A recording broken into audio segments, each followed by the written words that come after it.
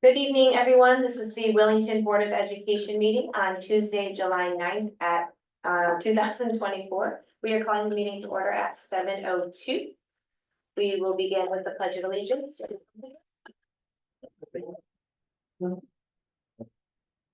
I pledge allegiance to the flag of the United States of America and to the republic for which it stands, one nation, under God, indivisible, with liberty and justice for all.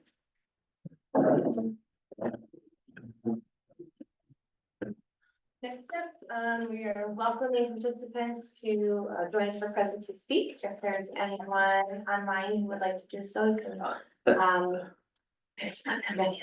Raise your hand virtually or come off mute. There's no one in the chairs over here, so. There's Bill, did you have, no, just kidding, and Michelle. Okay, thanks for joining us. Okay, we are moving on to the chair report. We were not able to meet in June, so I just wanted to make sure to put this stamp on the end of the school year and congratulate the Hall Memorial class of 2024 who graduated on a sweltering Monday in the gymnasium. But they looked great and ready to go, and I'm excited for them. And congratulations to the fourth graders who are becoming Falcons after being Bees for several years. That's exciting too. And thank you to our staff for a great school year, and I hope that you're resting and enjoying sun and fun and books and all those things. Okay, next item 5 is communications. We had some, did you all receive those emails? Mm-hmm. So we've had a chance to read through those. Do we need to do anything else? No, as long as people saw them. Okay, super. Item 6 is our superintendent report, beginning with the WESS and WA negotiations, which have begun. Yeah, and so both the teachers, which is the WEA, and classified staff is the WESS group. Their contracts end in June of 25. So the state sets out a process for the teacher timeline, which we're on. The negotiating committee didn't have a planning meeting already. Had some good dialogue. It was just on the BOE side with the Board of Finance rep and the board attorney. So went through kind of thoughts on proposals, and we're running some numbers to see what it's going to look like. But that's in the process. I assume we'll be negotiating WEA's a tighter timeline into August. I don't foresee any issues, and typically it's whatever settlements are around us, we're going to find out what the settlements have been. And then on the WESS side, that'll probably go beyond August because theirs isn't on the statutory timeline. But I don't see right now, knock on wood over here, any significant issues as far as language. It typically always comes down to money and insurance. So that process has started. The board retreat. So typically, the board has some sort of retreat or kind of planning where you do your district framework. You're at the end of your district framework through 2024, which is your goals and kind of belief statements. You kind of have some choices of how you want to move forward. Typically, we do that through a workshop model. If you're not going to make significant changes, you could just send me an email and say, I like it the way it is, but I think we should remove this because this is old, or I think we need a goal around X, and you could do that at your August meeting. So you kind of have a couple options. One is just to do minor edits on the current document. To be honest with you, I think that a lot of it still applies. We create our school improvement plans off of that document. Or two, you could do a separate meeting that's just about that, with your goals, with your, renew everything. But if you're only gonna make minor changes, you could do that in your August meeting really easy. If you're gonna do major work, I would ask that we do a special meeting because it's easier to focus on just that.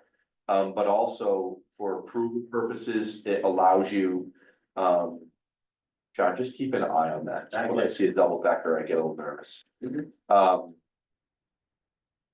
It allows us to introduce that plan at the start of the school year, the convocation. Okay, so thoughts on how you want to proceed on that? Do you just want to look at that framework on your own and shoot me an email and say, you know, I think we should discuss the whole thing, or would you prefer? So you want to take the time to look at it. So I can email it to you if you don't have it, so that way you just have this, the email with just that document in it. And then just let me know, like, hey, the majority of this is gonna be good. I think it's just gonna be minor. Let's do it at our August meeting. Can you do that relatively soon? So that way, if we have to schedule a meeting, we can work around vacations and everything sometime in July to do that. Does that make sense? Yes. Good with that? Okay. Still to send. Okay, thank you. The brownout claim that we submitted where we had like half the power at center school. I submitted a claim to Eversource. It was rejected. I'm not surprised it was, rejected just because they said it was not something they did. I don't know if it's worth, my thought is it's not worth pursuing any further, but I did submit the claim and it was denied. They just basically said it was trees, blown down into wires. We can't control that, and sorry, you lost some stuff. It was not overly expensive. It was a few $1,000s that it hit us, but I think it's the cost of doing business, I guess, and if they're gonna deny it, I don't really know. That it makes sense to take more time to pursue that. Good with that? Okay. I wanted to let you know that we did have some student awards, some of which, and we might have done both at graduation, I can't remember the promotion ceremonies, but the Cape Student Leadership Awards were given to Lucas Anderson and Nora Tripoli. Those two awards were leadership awards, and it's basically, even though it's the Cape Student Leadership Award, it's really identified by the administration. And there's no like standard as far as it has to be this type of thing. It's just, general. And then the CAS, which is the Connecticut Association of Schools Awards, those are leadership awards, and they're identified. They do them at the middle school and high school. Actually, they have an elementary one. They used to, I'm not sure if they still do. But the middle school principals identify their CAS leadership awards, and that went to Maren Farrar and Izzy G. So just filling you in that those awards were given and those kids got certificates and were recognized. So one of those two, I think it was CAS, they go to what's the fancy restaurant? Aquaturf. They feed them at the Aquaturf. And we had a teacher go with them and their parents. It was nice. Staffing, are you ready for this one? Here we go. Yes, not. All the changes. So Erin Conley's contract ended. So she's officially done with us. She, whether you know it or not, she was actually hired. We have a contract with Great School Partnerships, GSP, which we've had for several years. We're renewed with them through next year, and ironically, they hired her. So Erin is going to be close to us, which is nice. I also have a verbal commitment with Erin as far as if I need to bring her back on a per diem basis for something she was specifically working on for feedback or direct work with the administrators to continue the work that was being done. I can pay that out of the PD line. It's not a ton of money, but it's something that will allow us basically access to information, which I think is a good move, and I appreciate her kind of giving me the nod. I don't know that she'll be working directly with us through GSP, but she's gonna be around, which is good. If you did not hear, Jan Castle announced, I think it was like the last day of school, that she was retiring. She was at center school, music teacher for 29 years. That is a heck of a career.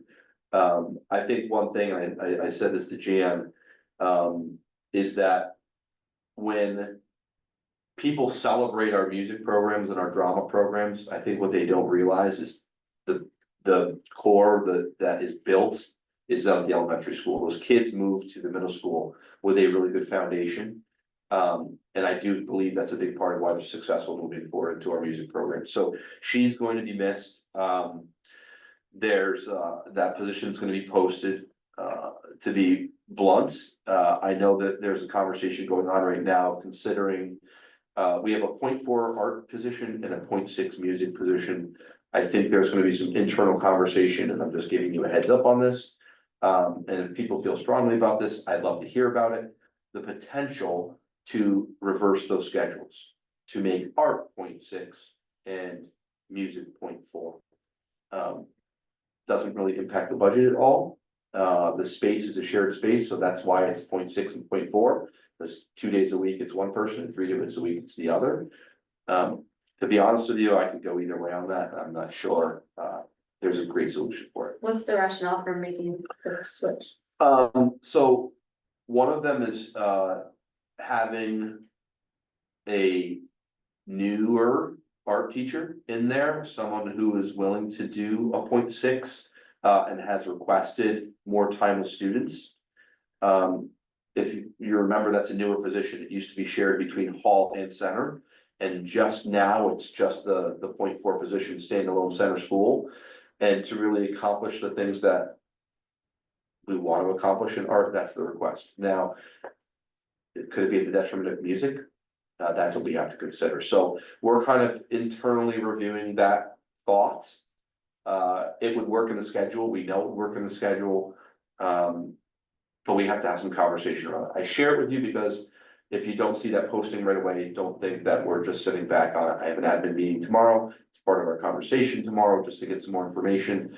And then it will be a matter of, once I hear from admin, reaching out to Jane Castle, which is, I think, the right thing to do, just to say, what are your thoughts on if this were to go to 0.4, what would be lost?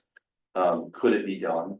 And would it be done well? And then also talking to the art teacher to say, what more would we get for value? So those are things that, I share that because, again, transparency is important to me, and I don't like to have people hear things through, hey, did you feel Phil was considering this? I don't know why I have so many thoughts about this. I wonder if it would be helpful to talk to Spencer Sonnenberg about, He'd say 1.0. no. But you could parse through some of that and see Yeah, if it was a reality, we'd have to come to grips. yeah, with it'd be it. both of them, because they're both Lee and Rob are doing general, I believe, are both teaching general music classes. I just want to make sure we're not impacting how we prepare kids for our music program as we go forward. Is it impacting art right now? Probably the same, sure. But it's something we have to consider. So I get requests like that, I hear them. I put value in it just because it tells me someone's passionate about what they're doing and they want more time with kids. I never just say no to that without having some thoughtful conversations around that. So we'll have a recommendation for you. If it's gonna stay the same, it won't matter. The other issue is we might have a problem just hiring either whether it's a 0.6 or 0.4 music person. Just gonna let you know that because it's 0.6 or 0.4. So we'll see. All right. I got a shock. Clary Pass is a grade 3 teacher. She resigned at the end of the school year. That was a big shock to me. She's actually moving to London. And she's gonna be teaching. She did her study abroad at UConn. She taught at a school in London. That's one of the things you can do as a UConn teacher. And she's going back to the same school. Young, go do it. So, how do you say no to that? She's another loss, but understand it. Kristen Brindamore, who was the 3rd kindergarten teacher, I think, did not want to teach a different grade and ended up resigning. She took a job that was closer to home as well. And with young kids, I get it. So we did a bunch of hiring. So here's who we hired. And all of our elementary teaching position vacancies are filled, which is fantastic. For grade 2, and maybe I shouldn't even say this, but we'll have a letter out. Vanessa Mitchell is gonna be doing the 3rd section of grade 2. For grade 3, we hired Rachel Videra, and she'll be replacing Clary. We hired Sarah Rokowski, actually who's a Willington native, and she's gonna be taking Rebecca Pilber's place in 4th grade. We hired Diane Lamoth for special education for center school. She's replaced Haley Collins. I already mentioned, I think it's Haley Collins. It's one of the two. We hired Doug Fink, who was a halftime PE at the middle school. He's taken the full-time job, so he's gonna be doing health and PE. And then we hired Heather Willis, who's at center school special education. Steve Nappy, who was at center, is going to Hall. Lastly, we have an after-school program director, Kelly Sullivan, which is great. Kelly is a prior student of mine. She is the camp director for the rec program, that runs through the summer. So, I'm excited to have her. She was came with really good reviews. And she was a paraprofessional in a different district, and she's let that position go to come and work for us. It's not full-time, but it's the pay and hours worked out for her, and it's gonna be good, so I'm looking forward to that. So postings wise, we have a half a PE opening right now, 0.5. We have a whatever the music position is, and then the facilities manager, I think it gets posted tomorrow. I know Mansfield just posted a position. It's a little bit different, and let me tell you, their salary is in a different world. I think that actually works out for us to a degree, because it'll get some notice for people in this general area. UConn has a position that's posted for like 60,000. Mansfield has a position that's posted for like 115 to 130. We'll be in the 80 range, so we're kind of situated in the middle, so. That'll be out, and we'll see if we get any bites on that. So I'll be honest with you, the end of June for me was interview after interview after interview. And I think it's important for you to know just something about process and feedback that we received. When a candidate, typically, we have people come through the district and they're interviewed by a school-based team. And they typically teach a lesson if they can. If they can't, because of the timing, we don't fake it, because it's, you can do a lesson for an adult, it's kind of weird. But I spend a lot of time with candidates, so I think something I've heard from several candidates now is thanks for spending so much time with me, and I'm not tooting my own horn when I say this, but I always tell people I think it's important I know who's being recommended to me, and that I'm comfortable with the hire. So I typically spend, and I'm not kidding when I say this, between 2 and 3 hours with a candidate that's being recommended to me. That includes my interview with that individual. That includes me reviewing the entire contract with that person and sharing the offer with them. And it also includes a school tour. So I go walk through the schools with them so they can see the space. Because typically you walk into the school when you have an interview, you're in a conference room and you leave. And so, I will tell you that we were on the border for a candidate. I made an offer, they asked for 24 hours to make a decision, knowing they had an interview the next day. They completed their interview and called me and signed their contract right away. So I think the time you spent with candidates is really important. And I think it's important for you to know that that's part of our process. And really, quite frankly, the community. So lots of staffing changes. Yeah, so before we move on, there's Yeah. definitely questions here. Go ahead, Jen.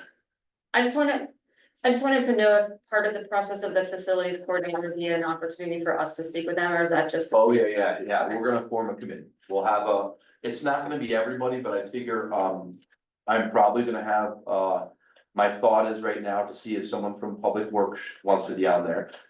From an expertise standpoint, I think Troy is someone who has expertise in some of the things we're looking at. Someone from, and maybe one or two of the maintenance, guys that we have, because they have expertise. There could be a board member that's part of that process. And honestly, I'm considering someone like Brenda or someone like one of the school principal secretaries, assistants, because there are folks that will work with that individual. Like when you're talking about grants, you're talking about visits, they need to be able to communicate with that person, and are they able to communicate that with the person or not? That's my thought. Okay. Again, I don't know what we're gonna get in it, we will see. Well, I'll say. okay. So I have several questions. Oh. Sure. So the halftime PE, is that hall? Yes, correct. That's a hall. The after. 1.5 there. The after school director, so with that director being hired, do you anticipate this getting off the ground for 24th? Yes, absolutely. So, I have on my list tomorrow, now that Kelly started camp here. We've been working on two things. One is the registration paperwork, which we're gonna actually have paper version and online version. And we also have a handbook that we're working on. And I'll share that, once the handbook is done, I can share it out with you. The rates are really, really low. We are gonna charge for everyone at least some amount of money, so you're not just holding the spot because you're free. So there's a thought where someone who is on, free lunch and breakfast would be like $2 a day, $10 a week, I think is what it is. Someone who's, reduced is, I think, don't hold me to this, I think is $4 or $5 a day. And then I think the max, if you're not, you don't qualify, is $10 a day. So after school care for $50 a week. Is unheard of, like, that's a really great rate. That allows us to make sure we have funding for the staffing program we need. We have all the cabinetry already ordered, they're in the schools, they were already delivered, all the supplies are already delivered. The next big step for us is getting that registration paper out like ASAP. And we wanted to wait till after 4th of July because we didn't want it to go and then sit and people forget about it. I don't think we're gonna have an issue with numbers. So we'll see. The next day we'll be starting to get numbers. We've already recruited a couple people just for staffing. We're looking for lead teachers at both sites. That's in the grant. And then counselors underneath. So depending on the number of students would be the number of counselors. Right. So you talked about the hiring process, which I appreciate, but I think I'd like to make a suggestion to you and to the board itself. Now, I've done a couple of interviews at EO as a board member. Okay. Because they request at least one, if not two board members on their interview process, and it's if you have the time to do it, it's a very eye-opening experience. Yeah.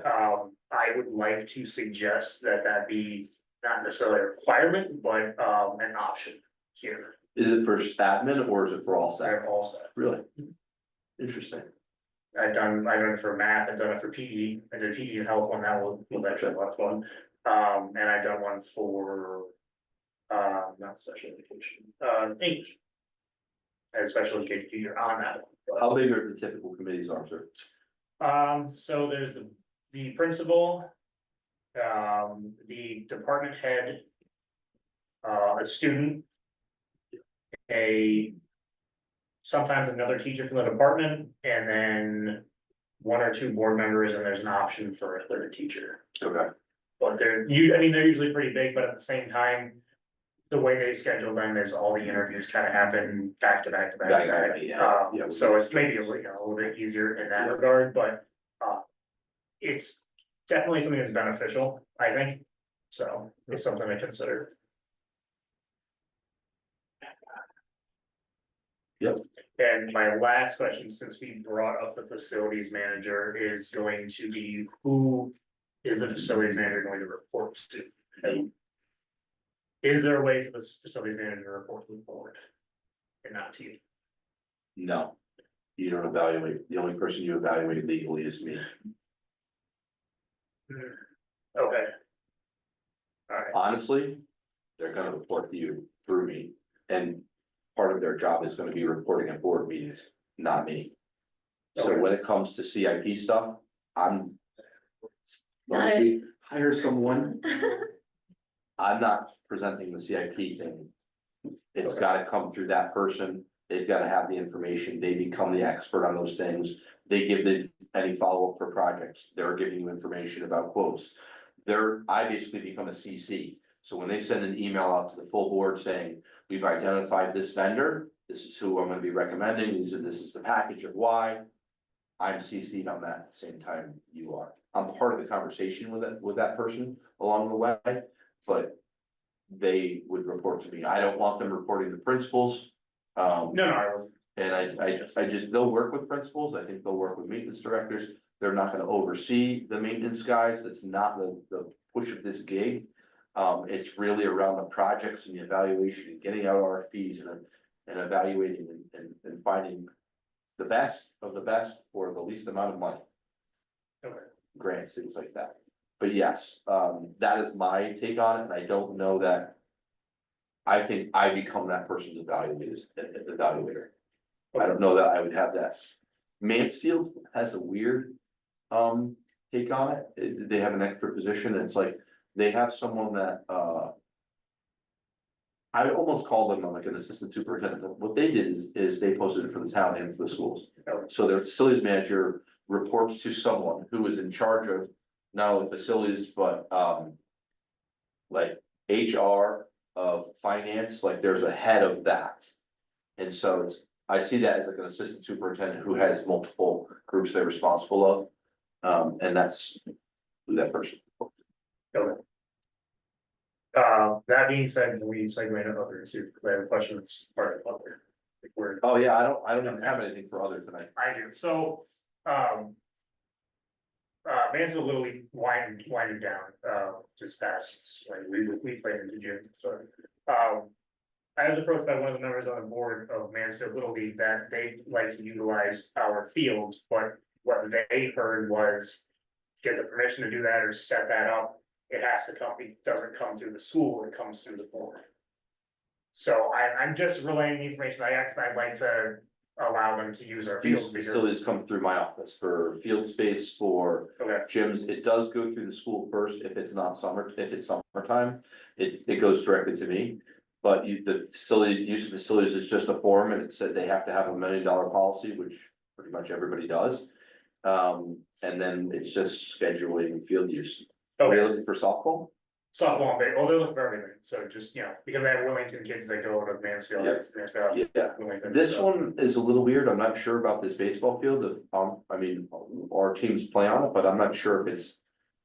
I'm probably responsible for that, and I probably would just sign off on it. I just connect with Jimmy, because like when.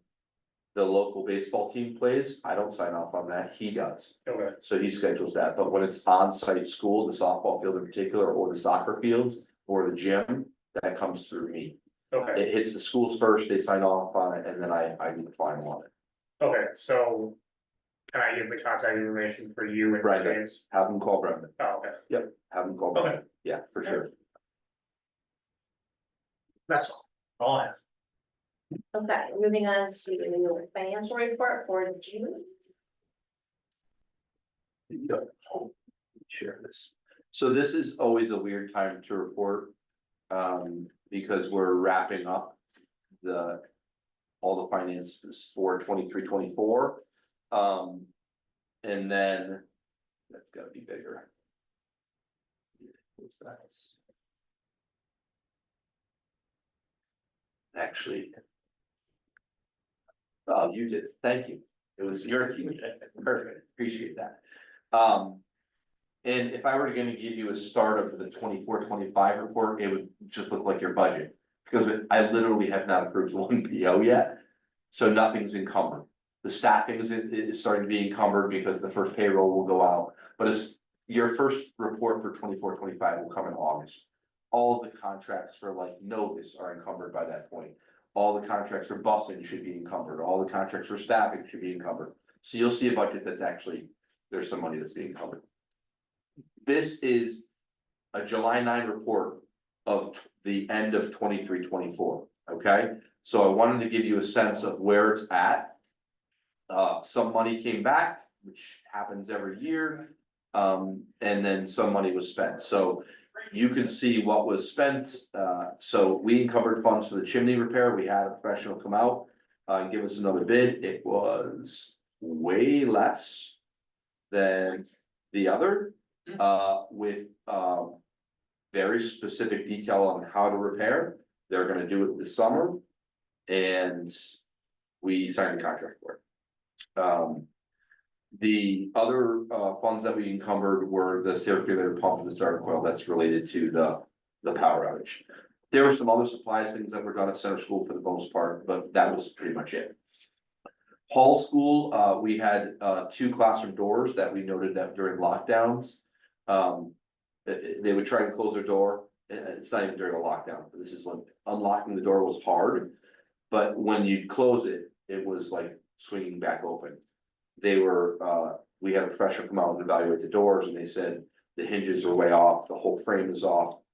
We need to do 2 new doors, so there's 2 new replacement doors in there. We have 2 new soccer goals. that are not in the ground, and a huge safety issue, because if you ran into the goals right now, the old ones, they would move and we would be liable. Public Works came and extended that hill for us, if you saw that, so the goal will actually sit there, which is nice. And then we had, about $10,000 in Chrome replacement parts. That was to fix broken screens, keyboards, to get new chargers, things like that. So Novus had put together a list for us. Some of it is to create stock for us, so when a screen breaks, they can repair it on the spot, but for the most part, it was really unstable connection. Hey, Ann, can you hear us? Can you just nod? Thank you. Yeah, anybody else down to 1 bar? On internet? Okay, it's me. Fantastic. So that's Hall School. Center Special Ed, you know, I mean, the fact that we got our $700,000 hole back to $65,000 is nothing short of a miracle, in my opinion, and a little bit of luck. Transportation, we had savings there because the 6 buses that we ran, they were short a driver, which is a half a bus for us. So we encumbered the funds for the final after school transportation, and we got some money back for the bus we didn't have. We closed the substitute line for nurses, and so a little bit of money came back there. We encumbered funds for GSP and the Bridges programs. And so that number came down. We had some unused funds from heating oil, which was unheard of. We closed that encumbrance, so that brought some money back. We had some unused funds from some supplies. We closed that encumbrance, and again, some of this was, we were frozen for a while. And it's like, if there's not a need at that time, we weren't gonna spend it. The system-wide support, we encumbered funds for board members for the Cape Conference and myself. It doesn't matter who it's gonna be, but at least we have a few slots, we always send a few people. And then the fringe, we had unused funds from substitutes, and we closed that encumbrance, so. Then this is the ballpark, because they're still closing things, it takes a little while to close all the encumbrances and balance everything. Sometimes you get a bill that instead of $1,400, it was $1,200 because they gave us a credit, or it was $1,600 because it was updated pricing.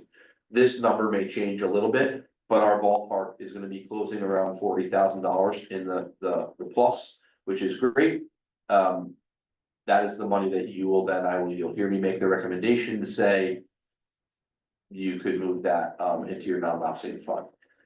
I'll be honest with you, the $40,000 number might be a little high. From your perspective, from how I was portraying where the budget was, but this is literally on a day-to-day basis. I was nervous the last 2 weeks, I wasn't gonna have a dollar in there. Just because how things close and it happens, so. I was a bit surprised where, one day I had $40,000 in the budget and I was spending a little bit more. And then the next day I ran the budget report again, it was $100,000, and it was actually a payment that that had been duplicated. So things like that, like it takes a little while to settle, but that's a good number. Jackie Jacoby used to always say, if you're within 1%, you did a good job. We're on that, so. I have a question about that. Yes, So when do we talk about those final numbers for that budget season? good question. So we typically get the final report from Donna sometime, I think it's September. It takes them a long time to close the books and make sure everything's right. It's set for audit when they close the books. And then what we do is at that same meeting, when we have our final report, I do notes just like this, just to say, because you have to do some transfers.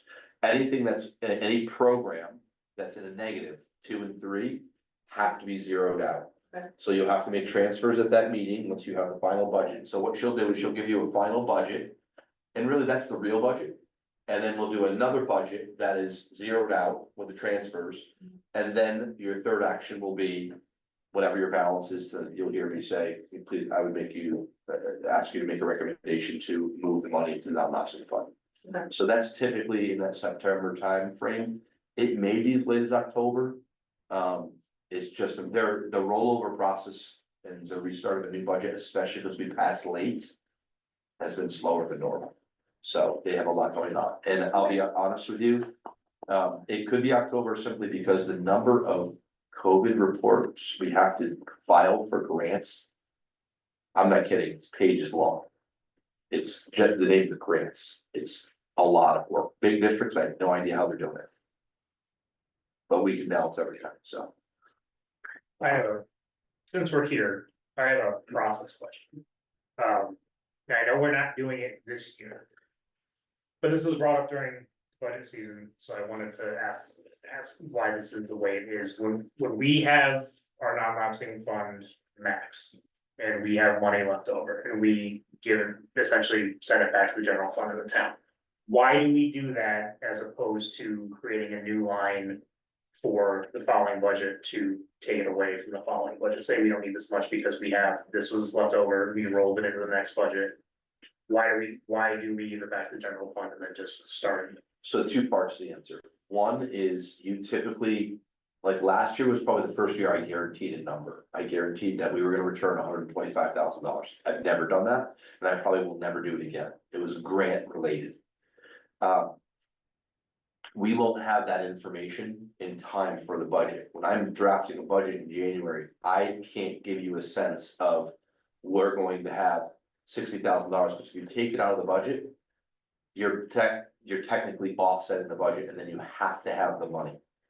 But if in February or March, you have two outplacements move in and you suddenly need the money and you are banking on it in the next year's budget, it doesn't work. What would happen in the past is that you would have to ask the Board of Finance for that money. It would go back to the general fund. And then you would ask the Board of Finance for that money and they could say yes or no. I was told yes, or no once, I think, and yes the other years. Now the law has changed, it is now your call. And so you do not have to ask the Board of Finance anymore. You will basically say there's $40,000 left in that amount. You take a vote and you say, we'd like to move this money to the non-lapsing fund. Once you cap out your non-lapsing fund, then the remainder would go into the general fund. That's my question. Why? That's statutory. Okay. Because I was just wondering why, so. My question was, let's say that 40,000 was 340,000. Right. And we could move 140,000 over and then we capped out, we had $200,000 left over. My question is, why couldn't we take that $200,000 and create a line on the 25-26 budget and say, here's the debit for $200,000? I think the only year they did that was last year, because I guaranteed them of what we were gonna turn back 125. Just because of where the budget year was. No, I mean, okay, so when I say create a line, I mean, essentially don't put it back to the general fund and then request it back out of the general fund. Statutory. Gotcha. Statutory, yeah, and the non-lapsing fund is a statutory thing, it used to be 1%, now you can do 2%. It's all written in the statute of how much money you can put in. And what the money can be used for. It used to say special education and like CIP type projects, and now it says educational items, like it gives you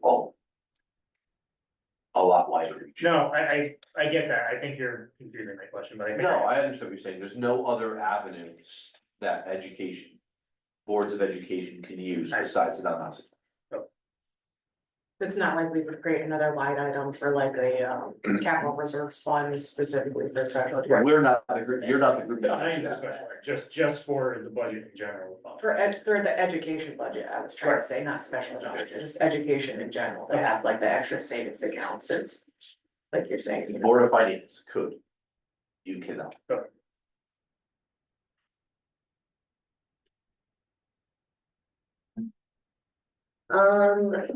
New business, regular meeting, we have to approve the meeting minutes from May 14th. So we need, in a second, so. Move to approve the minutes of May 14th, 2024. So, And we need to discuss, That was Arthur that seconded. yes. No, it was good to go. Okay, all here for approving those minutes, please say aye. Aye. It's okay. Thank you. All right, next we have the teacher evaluation plan, which we received an attachment for. Yep, so we have two items tonight that are driven by state statute. Or the Department of Education, and this is, the first is the teacher evaluation plan. It's required to be updated, it was in the statute, they pushed it off, it's officially due. So all districts had to update their teacher evaluation plans, and they have to start next year, so it's basically September 1, we'll call it. The weird thing about this is that the board needs to approve the plan.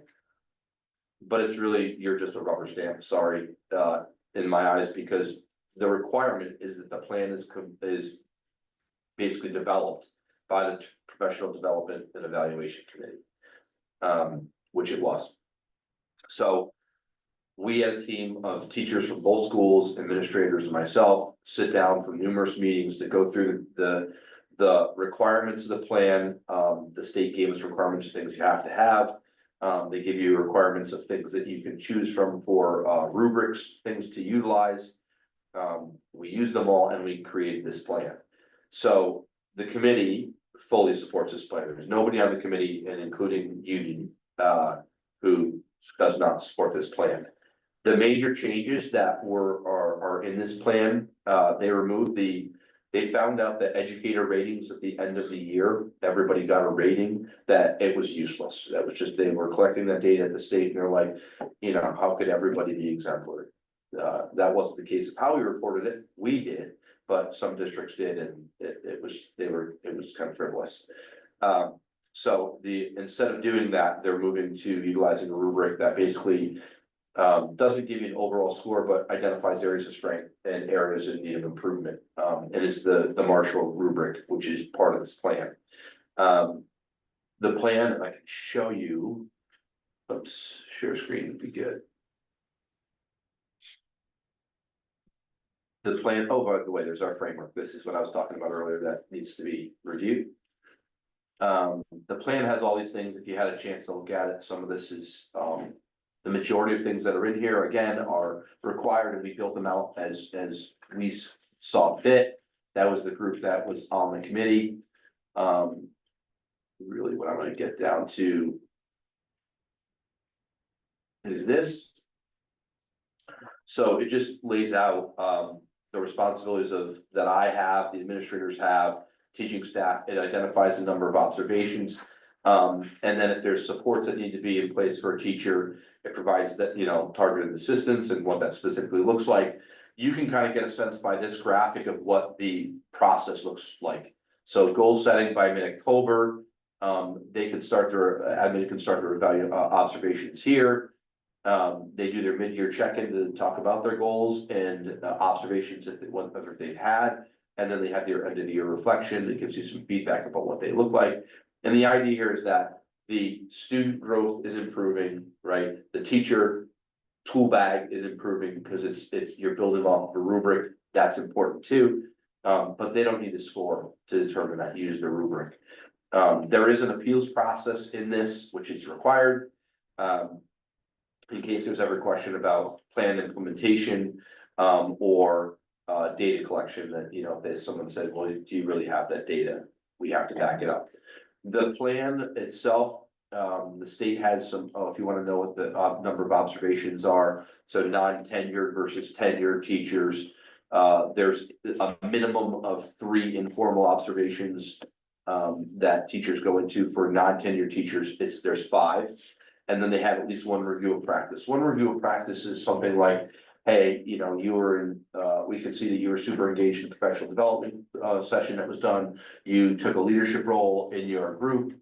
You could provide feedback on those things. Could be a day team meetings, staff meeting, team meetings, any of those things. And then the rubric that we're using is the Marshall rubric. Sorry to make you dizzy.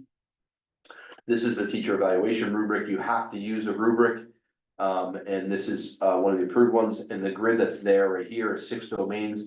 So there's planning and preparation for learning, classroom management, delivery of instruction, monitoring, assessment, and follow-up, family and community outreach, which is something that I feel strongly about, and professional responsibilities.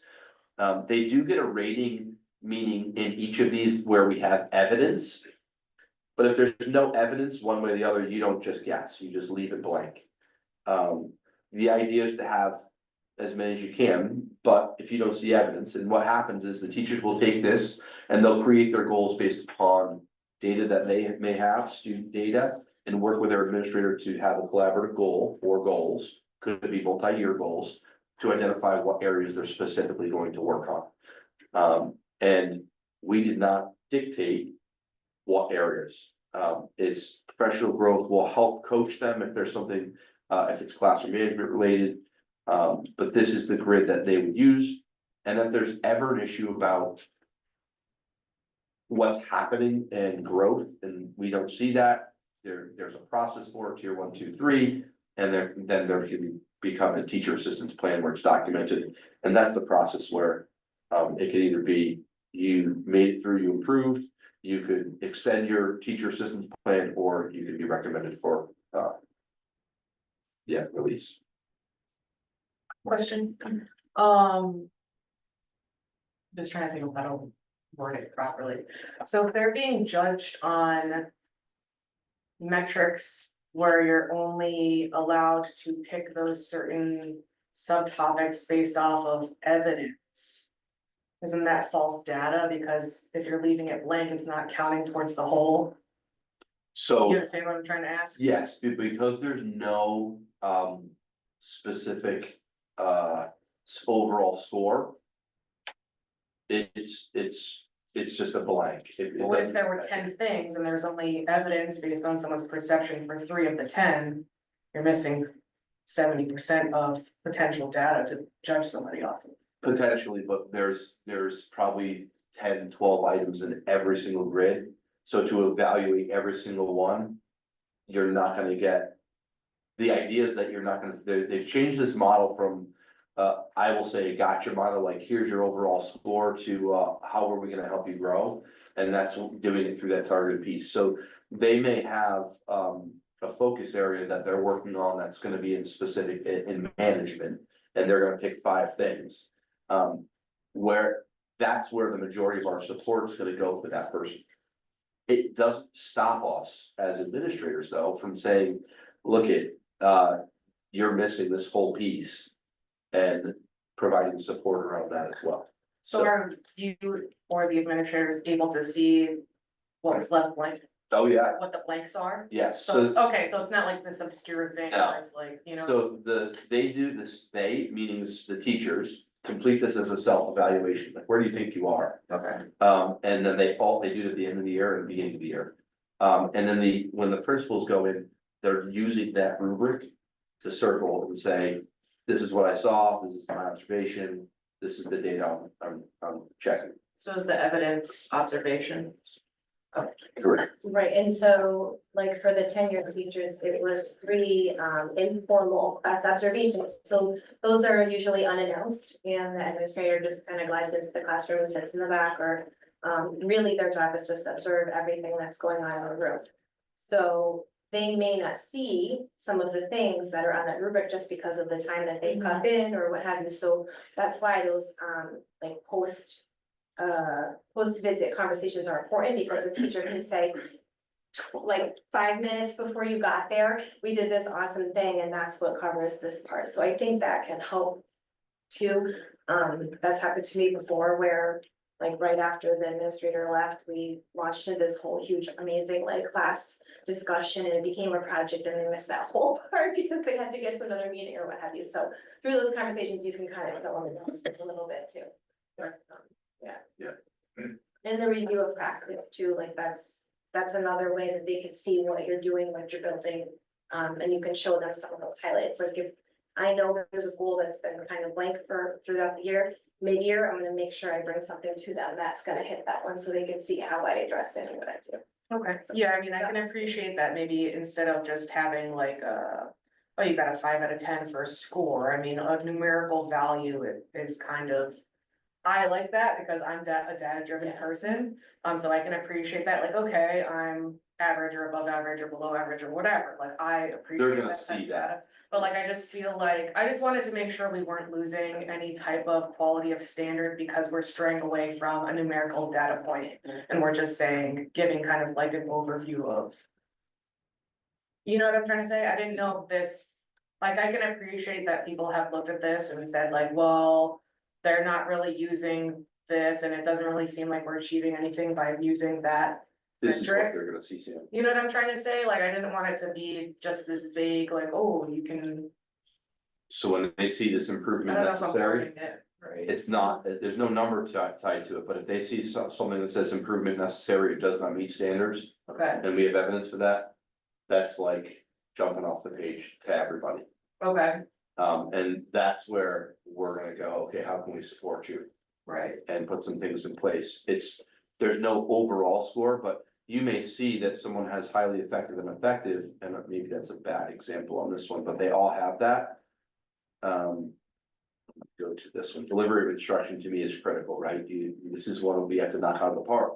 If you have 2 or 3 of these items around effective and highly effective, and then you have the rest in the improvement necessary does not meet standards. okay, It jumps off the page at you, and we know we have to work with you on those things. Again, it has to be evidence-based because of what Brianna said. Sometimes people will say, I'm doing X in my room, can you come to my room so you can see it? Absolutely, especially when it's around their goal. Sometimes it occurs, and I'll give you another example, is that sometimes we'll go into a math block and it's ELA, there'll be language arts going on, well, like schedules here, what's going on? Life happened. Yeah. And they were doing a lesson that had to be extended because the kids weren't getting it. And it was critical for them to get that for the next 3 days, whatever it was. So it may have run over into math. We're not gonna know that until we're not gonna interrupt their lesson and go, hey, it's math time, what are you doing? We want her ELA time, so. yeah, I guess another thing, and this is all new to me, so I guess either forgive my Nope. naivety or. The only application that I could, I used to give my employees like self-evaluations when it was time to do like. Evaluations, I guess. Yeah. For potential bonuses or raises or whatever, and. 99% of the time, everyone's gonna be like, I'm perfect in everything, so. There's a lot of things to base someone off of. And then I just guess my concern is. How do you? They have to have evidence. Yeah, but like you said, like you're not gonna be there all the time, so I guess that's why for a lot of people, like scores are so important, like the test Yeah, it's a scores. piece of it. You know what I mean? And that's Sure. why it's like, okay, like I do appreciate, like, okay, you are, I can't read, my eyes are so bad. Yeah, well, no, A lot of those things to me appear to be up to perception. How somebody communicates, well, communication is different to a lot of different people, somebody could say. Something and they like, I communicated that very well, and somebody was like, oh, I didn't understand what you're saying, you know what I mean? Yeah. So that's just why I'm like, I don't really know, obviously, like you said, we're just kind of giving the rubber stamp. I don't know how I feel about a lot of that, because I feel like it's hard to give evidence, I don't know if I trust the evidence, if that makes sense to how. Like, is this, how are we doing it now versus how this has changed with this? Now it's narrative. It's changed a lot over. It used to be scripted, so an administrator would sit in the back of the room and script what kids were saying. Like, is what there the any teacher way was to saying. see, like, this is how we've been doing it, and we've had these improvements or deficiencies, and now we're gonna change to this, you know what I mean? Like, is there any way to see what we're doing? They're about this far apart. Okay, The plans that they were forcing groups to do, districts to do, and now. what It they're was a doing. lot of like typing up physical, actual lesson plans that were like it was so archaic to do it that way and judging that.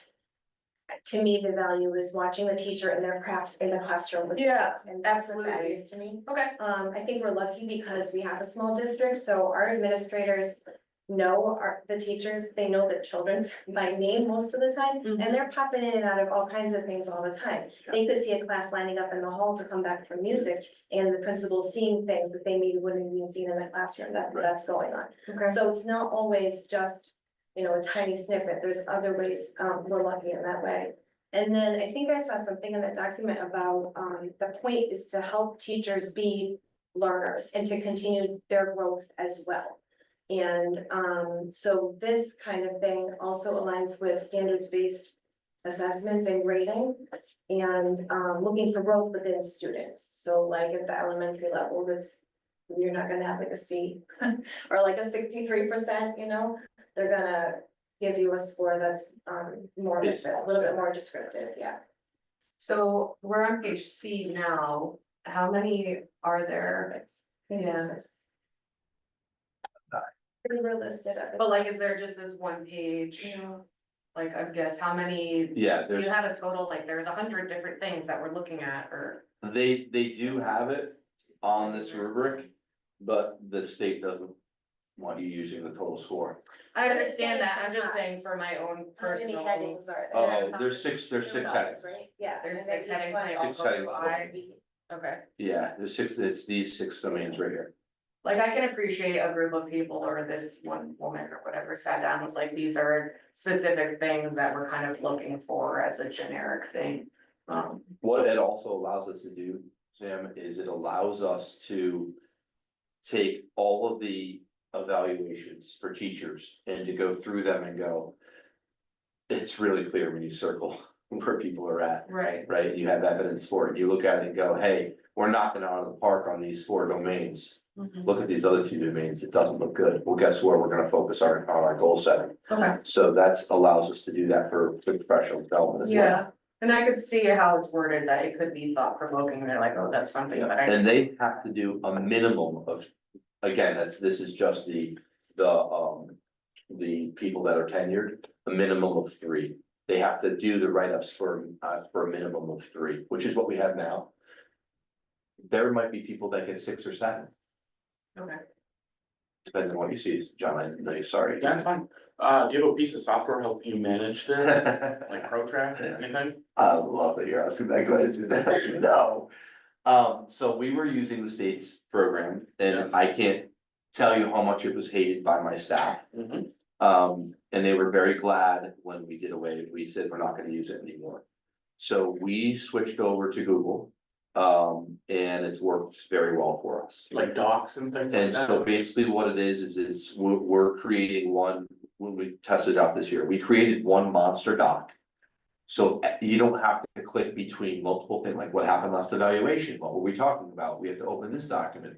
It's one giant document, evaluation 1, evaluation 2, evaluation 3, it's got the rubric in it. It's got your notes in it, it's where the teacher can write the reflection.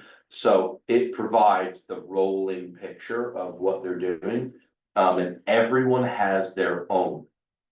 So instead of, you have your own folder, so, John Mitchell's got a folder, you can only click on yours. You can see what I write as an administrator and I can see what you write.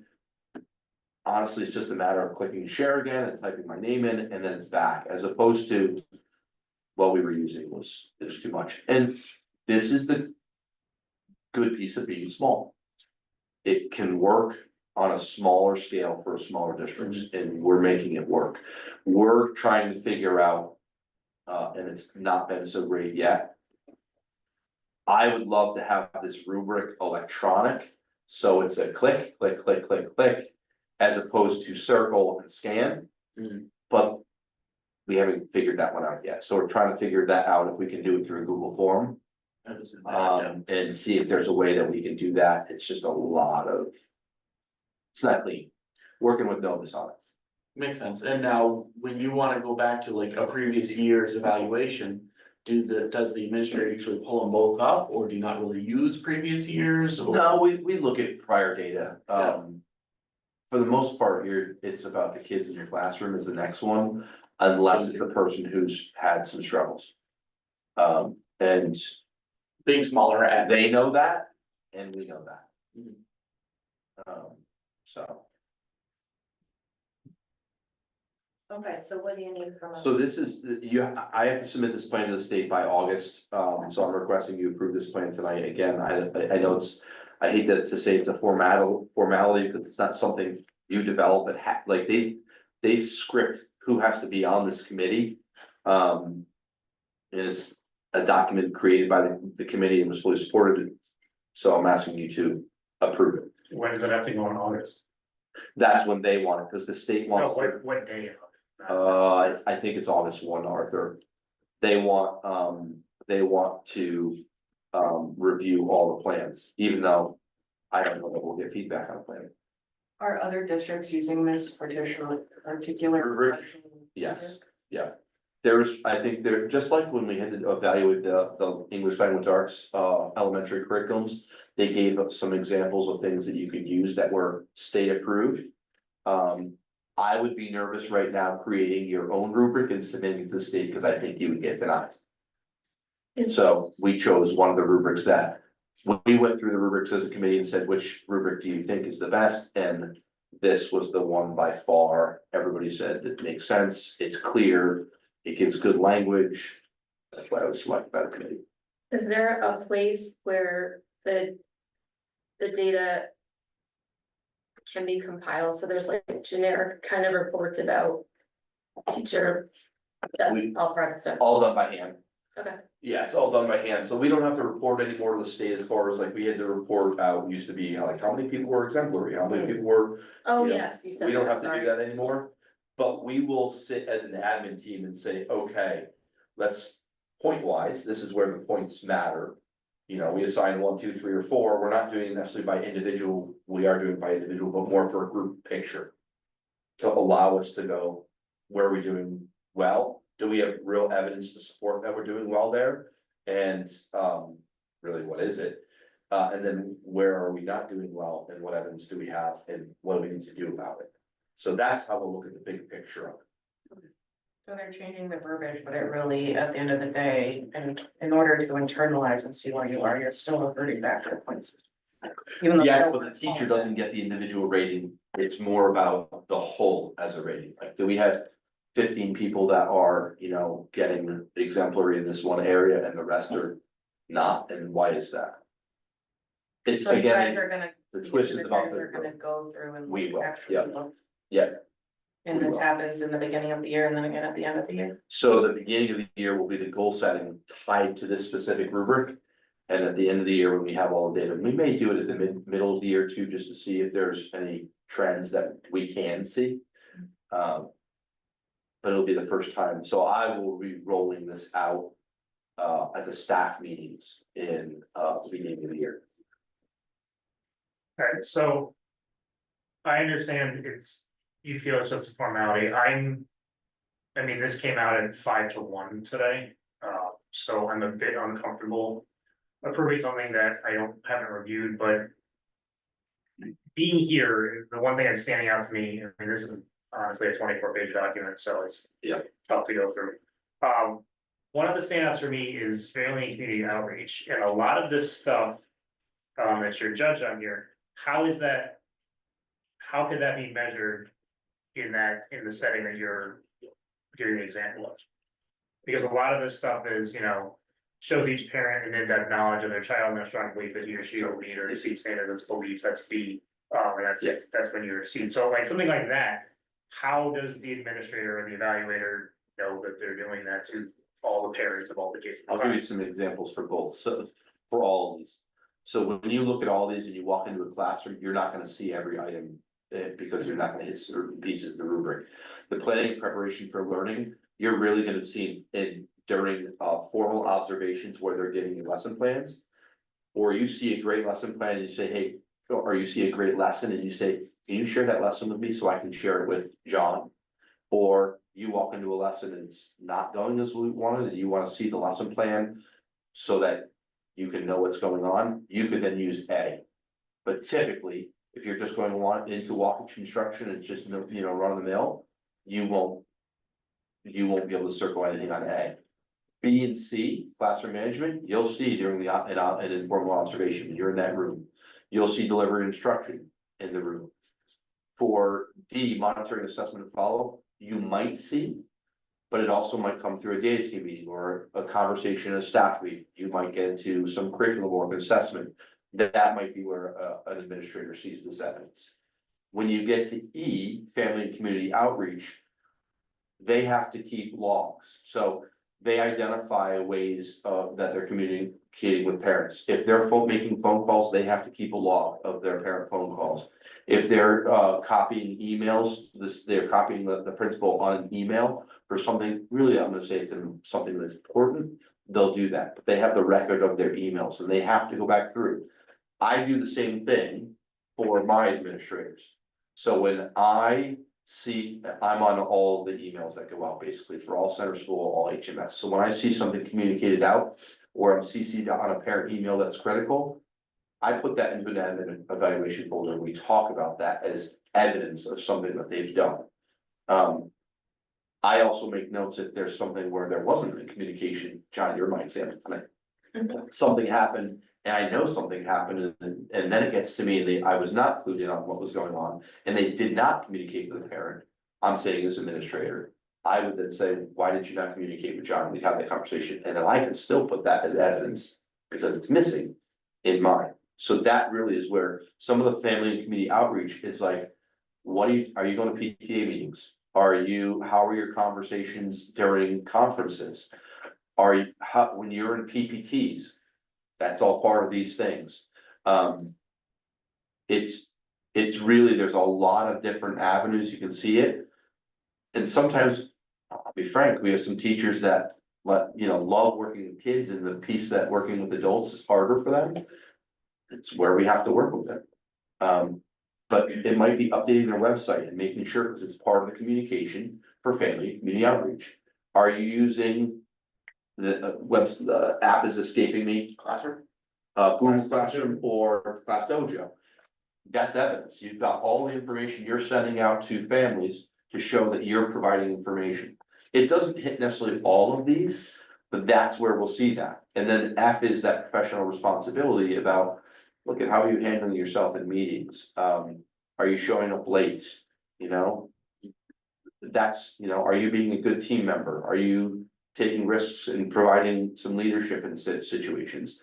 All of those, each piece has kind of like, hey, where are we gonna see this? And that's kind of how the rubric flows, to give a big picture of what is educate, a classroom teacher in education right now. And this also applies to school counselors and school psychs. What's it look like for you in that situation? So this might not be a here question, but since we're here, is there any new for parents to evaluate teachers? I think that's part of the climate survey. They provide feedback, but I don't know if they're evaluating which piece, like what are they evaluating?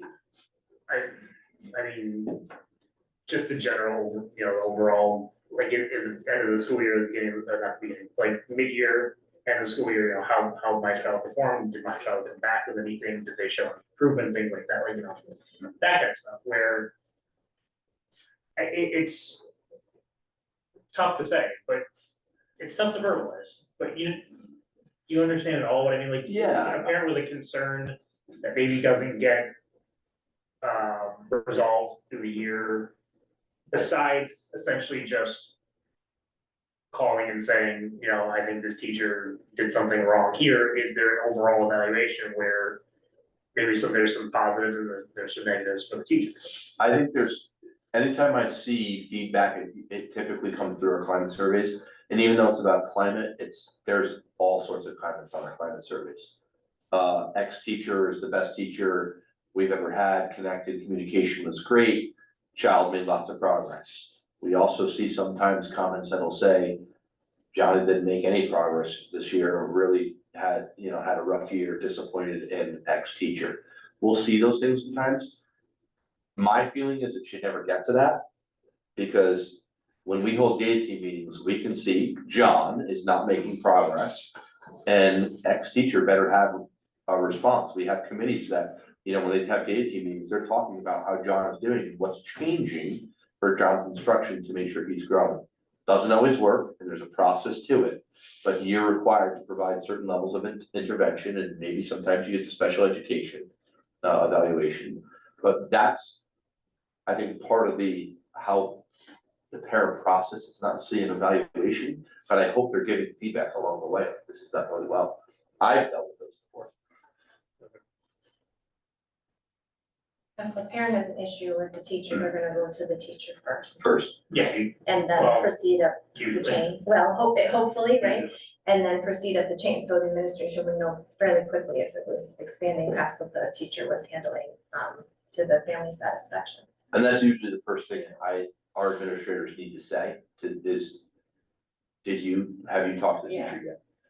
And if someone says, I'm really uncomfortable talking to the teacher, it could be a big enough issue that we will tell the teacher we bypass this because we wanted to make sure we were involved right away. Yeah. Otherwise, we don't wanna trump them, just like my principals hate it when someone emails me directly and doesn't go to them first. They don't like that because they want the opportunity to solve the problem first or deal with the issue.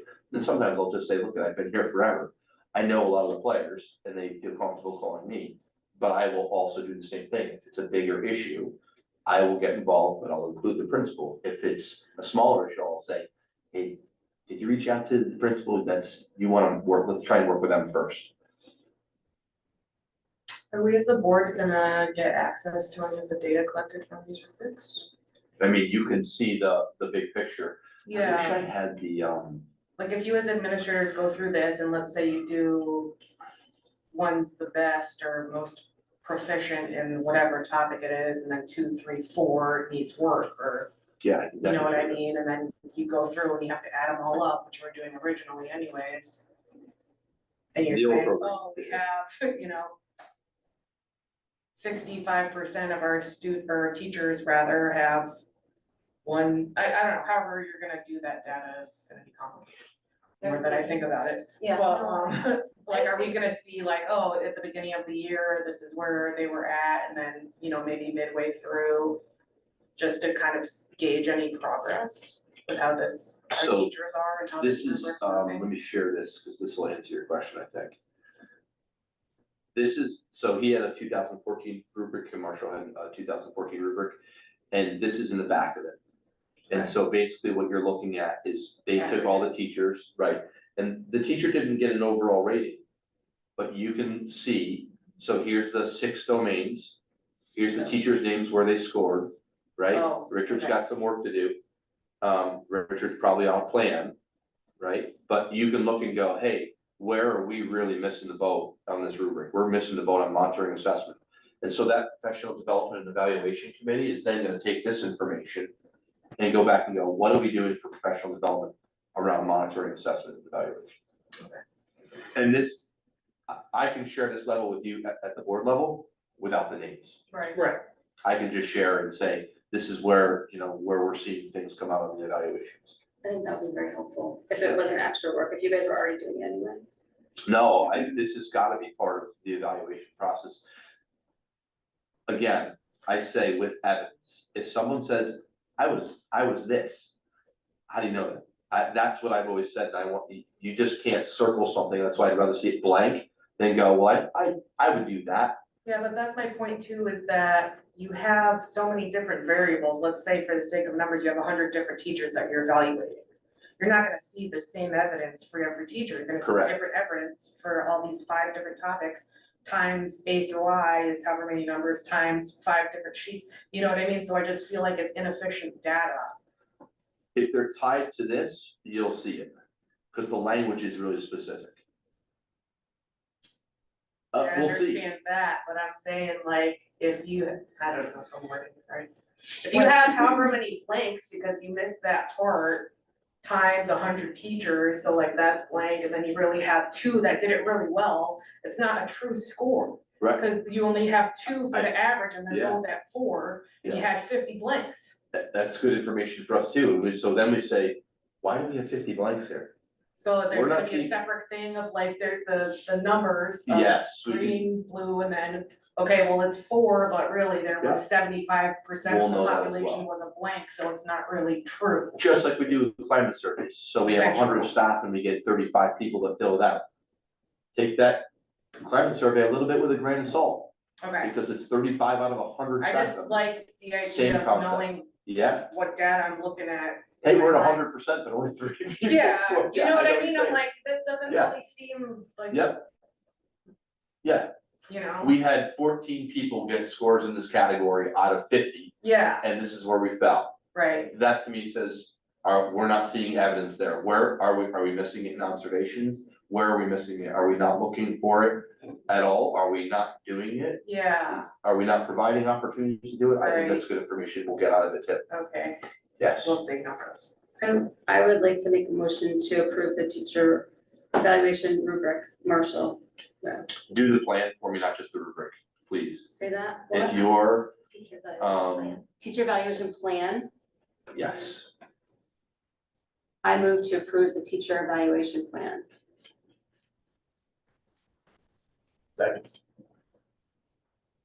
Any last Seconded. discussion? Thanks, Ann. I just wanna say, I'm gonna vote for it, but I'm still not convinced that it's good data.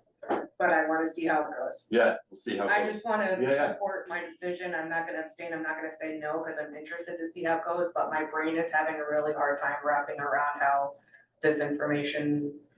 It just seems like there's a lot of variables to miss data, a lot of variables. I liked reading what it said, I thought it was very thoughtful, and there's a lot of different things Yeah. that help create a well-rounded teacher. But I just feel like there's a lot of opportunities for things to be up to somebody's perception and a lot of data that could be missed, that could skew the overall picture of how we're doing. I'm not sure how to rectify that, but I'm just kind of having a hard time being like, I think it's better, You it's know. gonna be better than the well, old let's see plan, how it but goes. I That's agree. why I'm gonna say yes, but I just wanted to put that on the record that I'm kind of. Also, the fact that we got this very late, I just Yeah. happened to be home this afternoon, ready. Just so you know, old school, you get it when you drive to the meeting, Okay, like that's, And I I don't don't know even have what to we send did that stuff to before, you. so I don't know, I'm probably but not I'm supposed to, just. but you know. It's giving me anxiety, there's a motion on the floor. Sorry. It's discussion, We're in So, discussion. we're in yeah. discussion. All right, it's okay. That's time for discussion, is after the well, we've second. already discussed it for 10 minutes, Now- 20 minutes or 25 minutes. Now, if that was true, how would we approve it? Like, if we hadn't read it, you know what I mean? It's already been approved or accepted by the committee. Their job is to bring. it There are to certain us. things that I will tell you, and don't take this wrong, that you should micromanage. And there's certain things that you should trust your professionals that you've hired Oh, yeah, no, I to get do. that. This is one of them, because it's not a plan developed by the Board of Education. Mhm. It is a plan developed by the PDEC committee, which is literally statutory. So they've made a recommendation to you. Could you extend this out another month? Yes, I would have brought this to you in June. This is literally the only item I had, in June, and you could have approved it in July. But from the standpoint of, I don't know what, as a board, you would make recommendations on here that then you would send back to the PDEC committee. I don't- That's a strong arm. I don't think it's about recommendations though, I just think it's about having the time to review it and look at it and just see what's gonna, know what's going on. I think Okay. that's kind of the biggest thing for me, is it's not the fact that I ever come back and have, well, I wanna change this, it's not that, I just wanted to have a chance to look at it and just really get into it, that's all. I mean, I guess you could do two things. One is you could table it and either do a special meeting. Or I could send this to the state the way it is, and I mean, the state's gonna quote unquote evaluate it too. Or, I had a second option. We gotta vote first before any of that would happen, no? No, you could table your motion. You would just table your motion. Or you could approve it, or you could approve it and come back to conversation next meeting to do follow-up. I mean, if you're just talking about making sure you understand it. If that's what you're saying, but I don't know. If you're not saying recommendations back to the committee. No, I'm not trying to fight it, I don't like the idea of receiving something so late, that's my Yeah. real. Yeah. That's all. So I wanna make sure my understanding is clear. We have the authority to approve this, like, as a district, but we don't really have any say in changing it. I'll be honest with you, I have no idea why the state is now requiring the Board of Education to approve this plan. Cause I don't think you've ever approved it before. So my point is that I think, I hear people's concerns about, making sure that we understand the things that we approve, and I totally get that. If the content is not something that we can affect change in, totally fine with supporting it and then coming back and having that conversation. Like there's a lot of questions that people have had tonight, just to help understand it. Sure. But I think the two can go hand in hand. That's my opinion. We have a passionate and caring board, that's what's happening right now, because Bill could have shown up and said, this is what the committee decided, and we would go, okay, send it through, next. Instead, you have people who want to carefully look at each thing and carefully ask thoughtful questions to understand the profession, not just this one piece of it, and so that is a wonderful thing, and I am sitting here glad for that, but also asking like, what is my role here? Yeah, and I think that's what Jen's saying, is even if we didn't Yeah, like it's- it, that's not it's my already job kind to of decide set if and done, that's we're good. just kind of like the final pass through. Right, and we should know what's going on, and I was thinking too, like, why do I need to know what the teacher's goals are? How does that, what do I need to do in this position, like, how could that help me, how could I help that? And the only thing really I could think of was like, to make sure or offer support for professional development, or if a lot of teachers have the same goal, then you're right, Phil, something's going on there, and so that would be good for us to know, because then that can be like a focusing goal for us, but I don't, the rest of it is managed by our administration. And that I'm, I guess, mostly comfortable with, because that's the profession I work in, so I get that. Well, this one was teachers, union, Well, yeah, which union matters. I just don't believe that And part. administration together, and every administrator's on this. I just feel like as being, and maybe I'm overstepping, I'm not sure, but I just feel like being a member on the Board of Education, I kind of feel like we're overseeing Phil, who oversees the whole climate, and this is evaluating our teachers, it's a big deal to me, This is. to see what we're basing our metrics for who's educating our kids. I'm That's not how I'm saying, viewing it, you know what I mean, that's why like I can understand what you're saying, where you're like, oh, how does this apply to us? And maybe I misunderstood how you were wording that, but like, I feel like I'm just. so for us to answer to parents and other people, we're like, okay, I feel like it all kind of circles back to how are we evaluating our teachers? We didn't participate in the conversation with the committee though either. Yeah, They no, I worked know. on this, I'm sure, in exhaustive It's, detail. yeah, it's very thorough. I feel like that's kind of piggybacking on what Brianna was saying, what is our role? Like I'm not qualified to develop some teacher rubric. Yeah, definitely. I, as you said, look forward to seeing the data that's gathered, and I think that from a global perspective also, as Brianna said, if there are struggles or deficit areas that we can help with, I feel like that's what we need to do.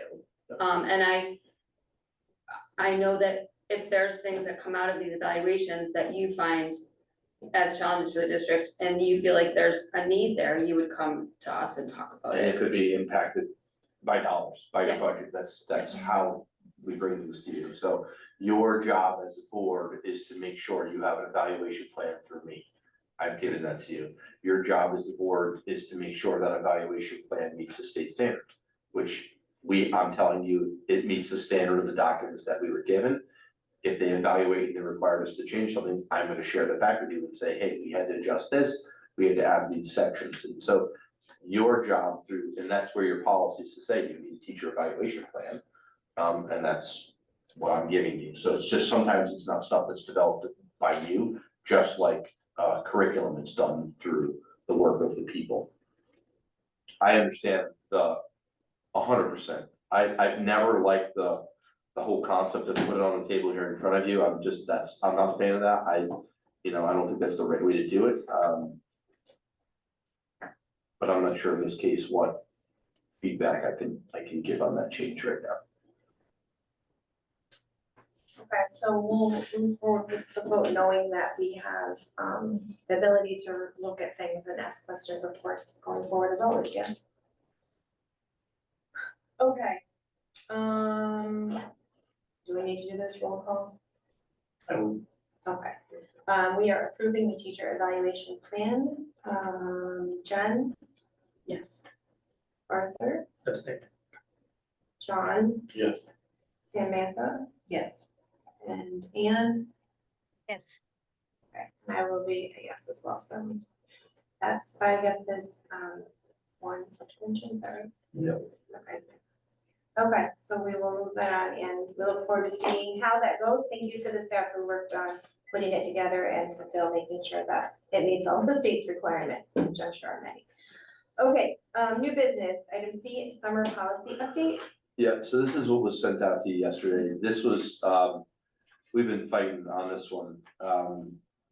So this is the second item tonight that's driven by the state. This is not us. There's just not a lot of wiggle room in this policy. You're required to have a policy on how the district handles background check data from fingerprinting, and it's using the criminal history record information portal.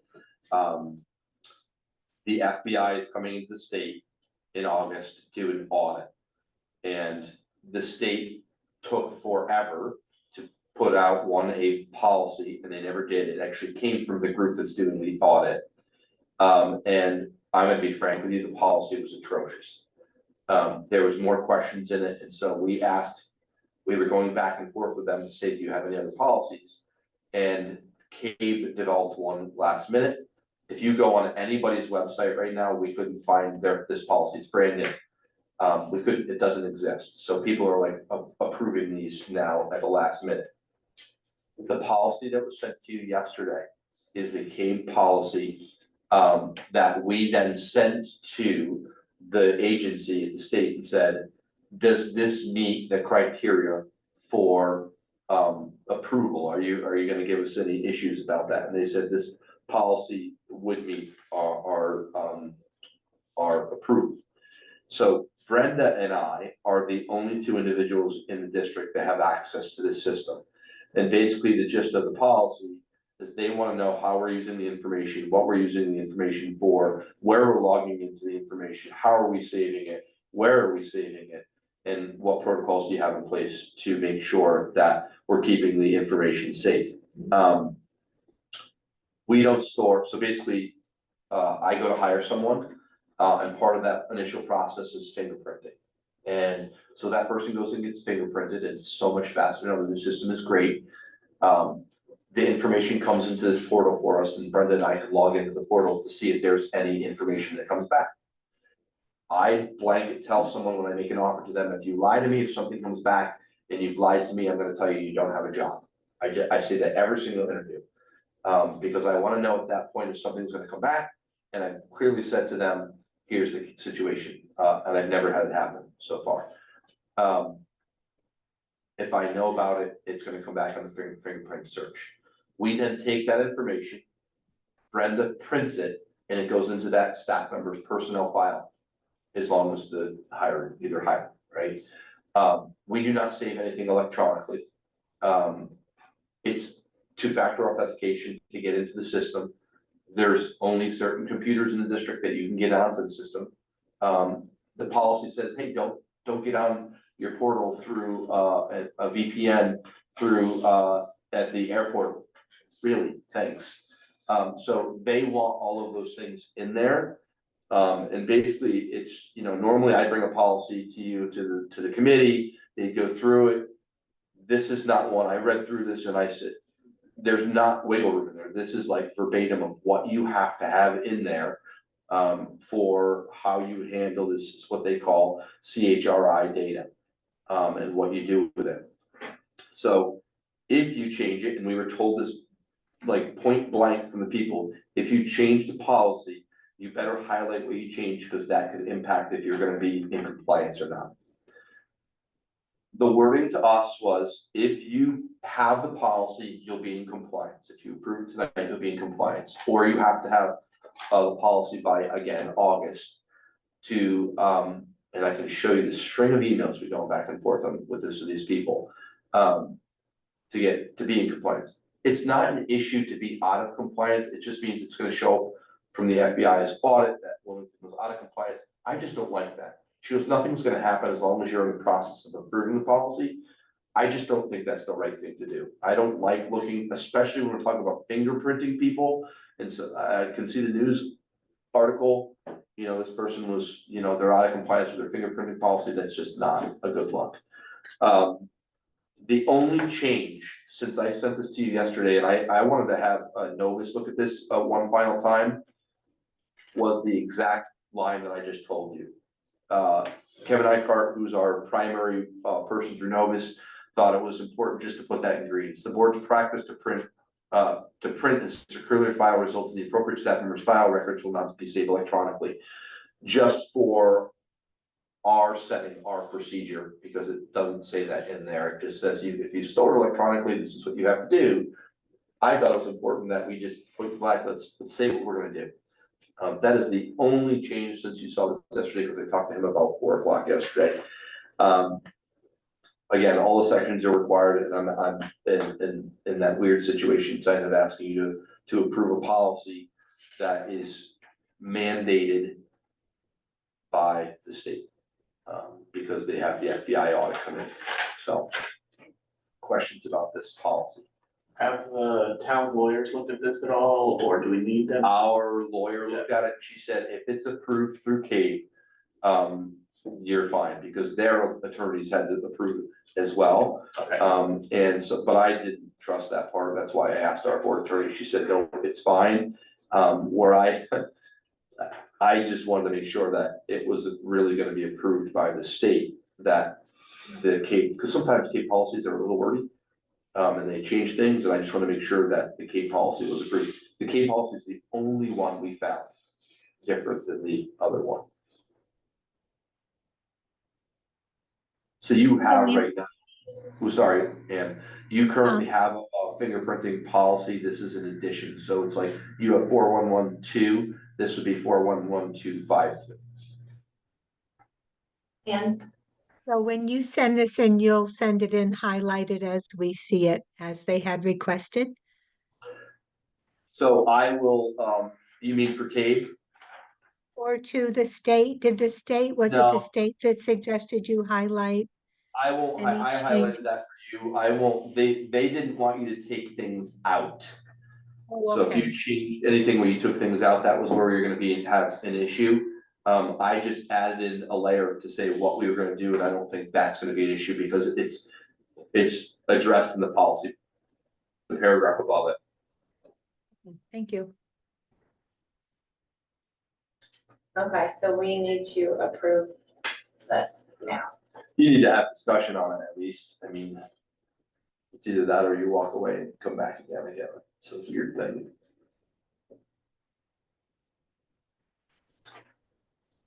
Okay, so I think we need a motion.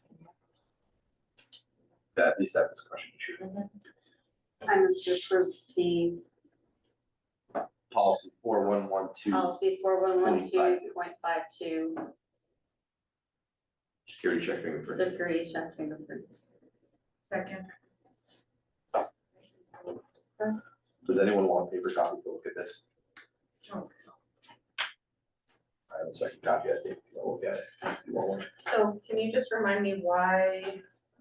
So it's been current practice to fingerprint as part of the potential hiring process, and we Correct. had a baseline policy.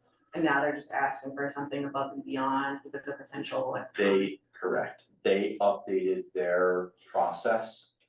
And I will tell you, we were waiting sometimes months for fingerprints to come in, and it's significantly faster and it's streamlined now. We're required to do training annually on this. And so with that, they're requiring boards to have policy to make sure that we're adhering to their requirements about how we use the program. What's interesting, and this is where I honestly have a problem with it, Sam, is that I could read about a staff member in the newspaper. It's not gonna show up on the fingerprinting. Right. Until there's a conviction of some sort. I can still deal with the piece I see in the newspaper, but it's not like we get that new information. It's only where the convictions have happened and when those fingerprints were run. So someone was hired for 10 years, and this is a part of the broken piece of the background check. And a good thing about being in a small district, is that if they've been here for 10 years and they were fingerprinted 10 years ago, you don't get fingerprinted again. Hmm. And so, you have, I can't run it again unless they were fingerprinted again. The only thing, if I went back into it, I would see what was happened when I hired them. So they just Okay. wanted to update their policy to make sure every board had the same expectation of how we were identifying, how we were dealing with their system, who could use it, who had access to it, who did not have access to it. Interesting, I never thought about that, cause I know for like certain places you'd run an MVR every year, cause you never know who got a ticket, who's, you know what I mean, like Yep. things like that, like you don't know what people are doing nefarious things. You're not gonna, till they come up in the newspaper, like you said, you're like, oh. Yeah, the only spot that we would know, is if it's something like, typically that's impacting, like someone has a special license to drive a bus. Right. We find out through M&J, like we get information to say this person's no longer driving for us or something like that.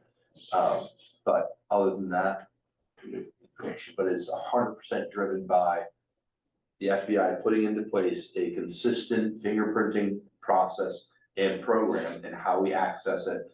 And we have to follow their process. I wonder if the state police or something has a fingerprinting protocol, would you try looking at that with pistol permits and stuff? So we have to, we can't even use the state police anymore. Well, This requires us, sure, they must have policy.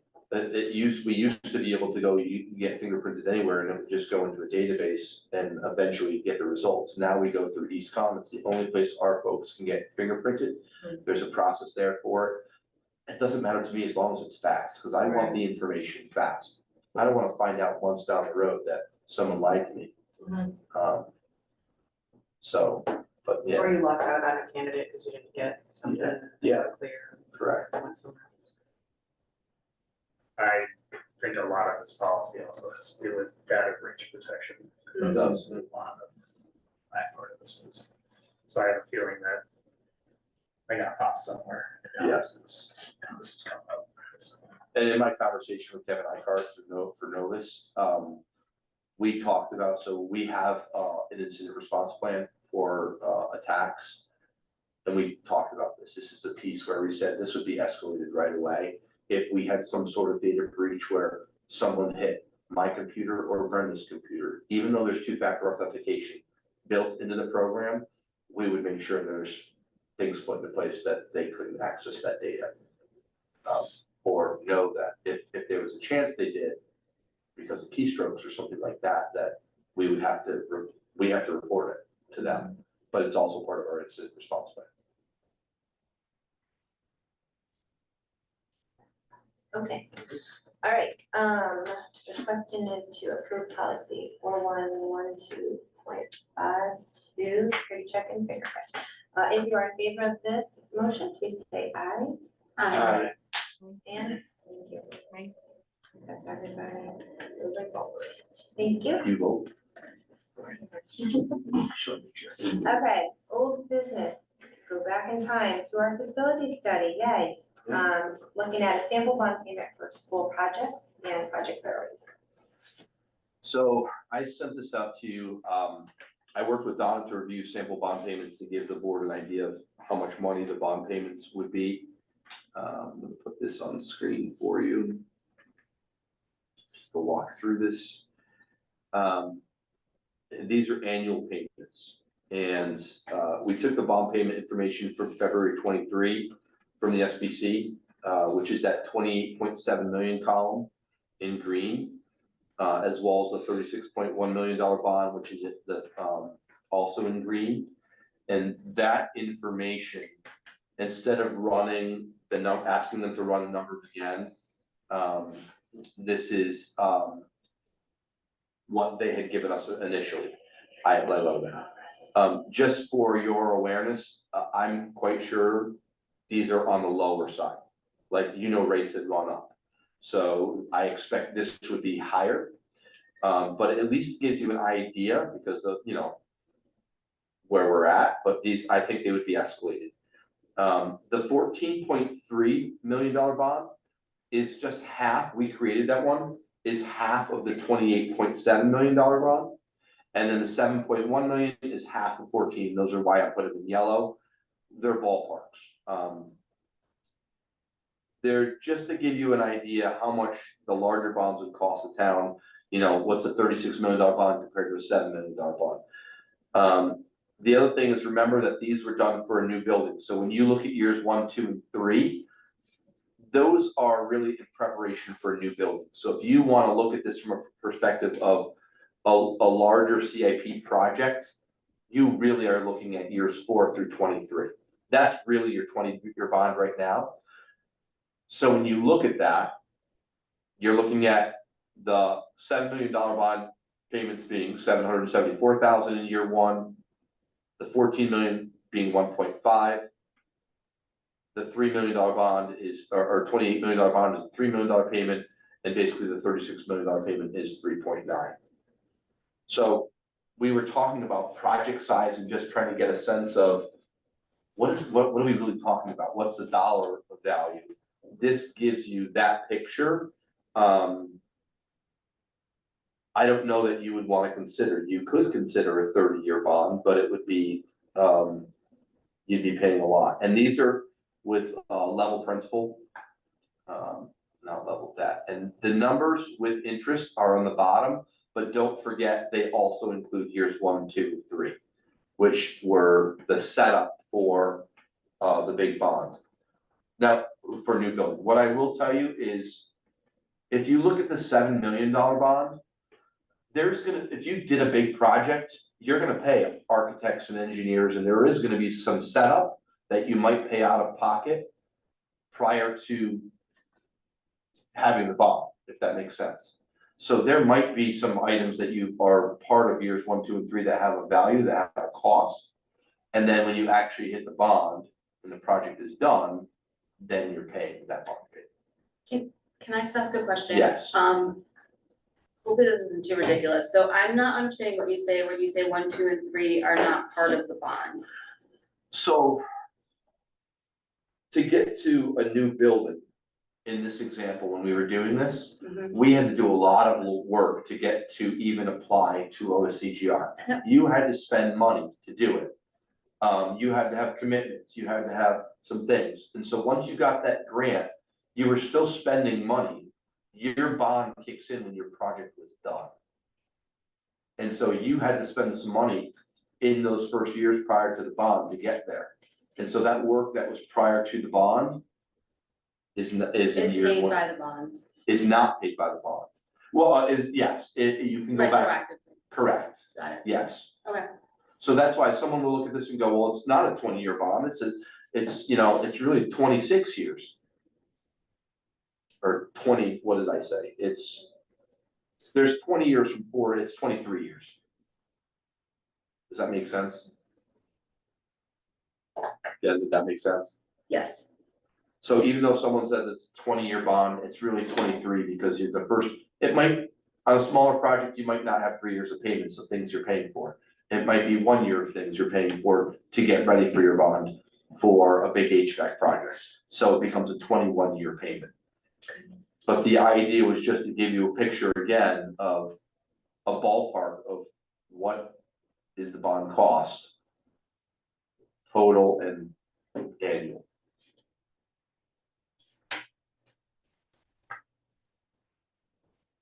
And this is after any, you know, reimbursement, this is total town cost is what you're looking at. If the project were that amount of money.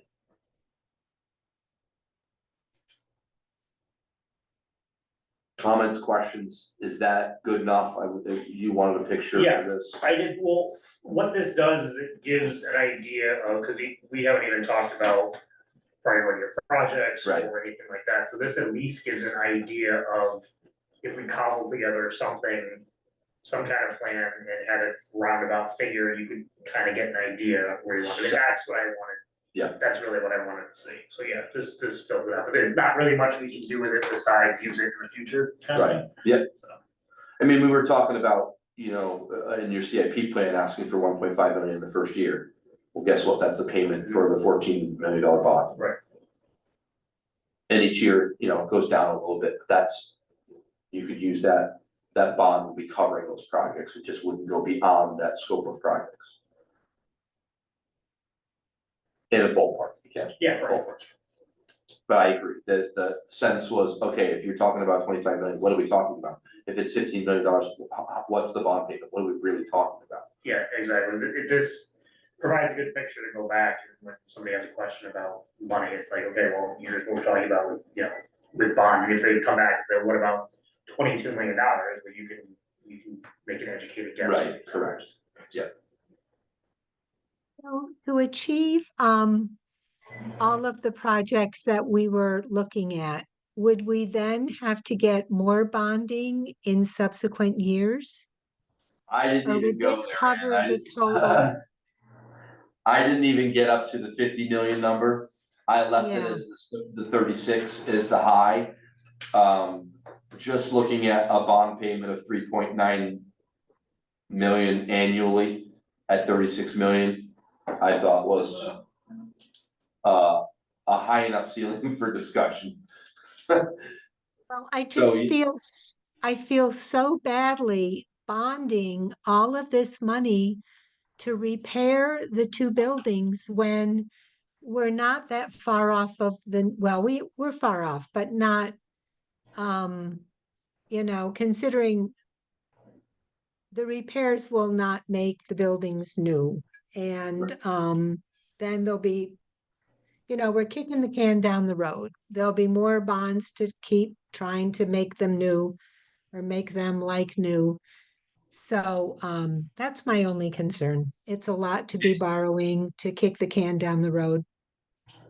And based upon Rusty's assessment that they did for QA&M, we're not even close to that 50 million plus number. Right. Thank you.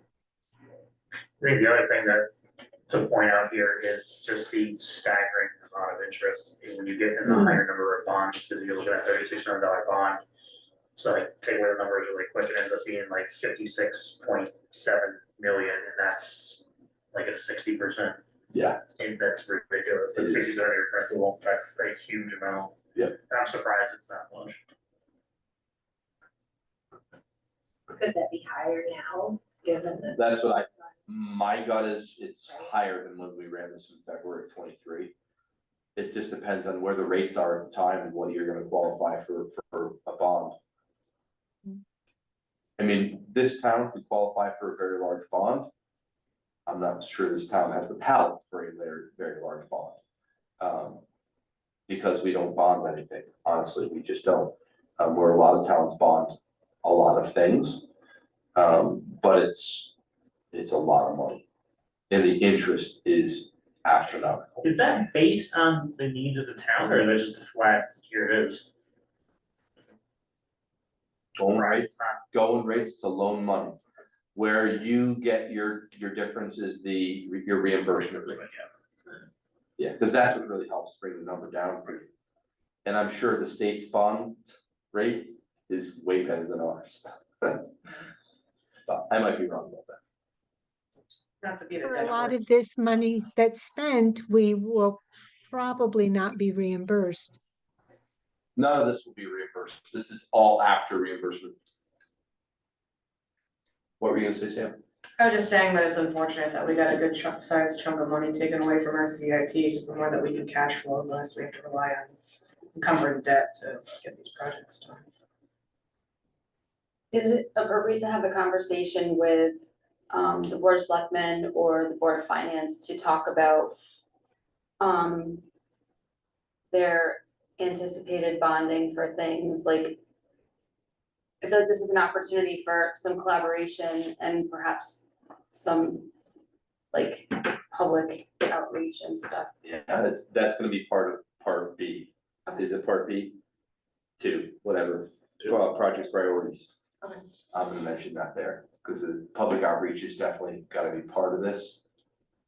It might not necessarily be part of the facilities presentation or the facility study presentation, but part of the conversation then is like meeting too, like, okay, what are our options to pay for this? Can we pay for this?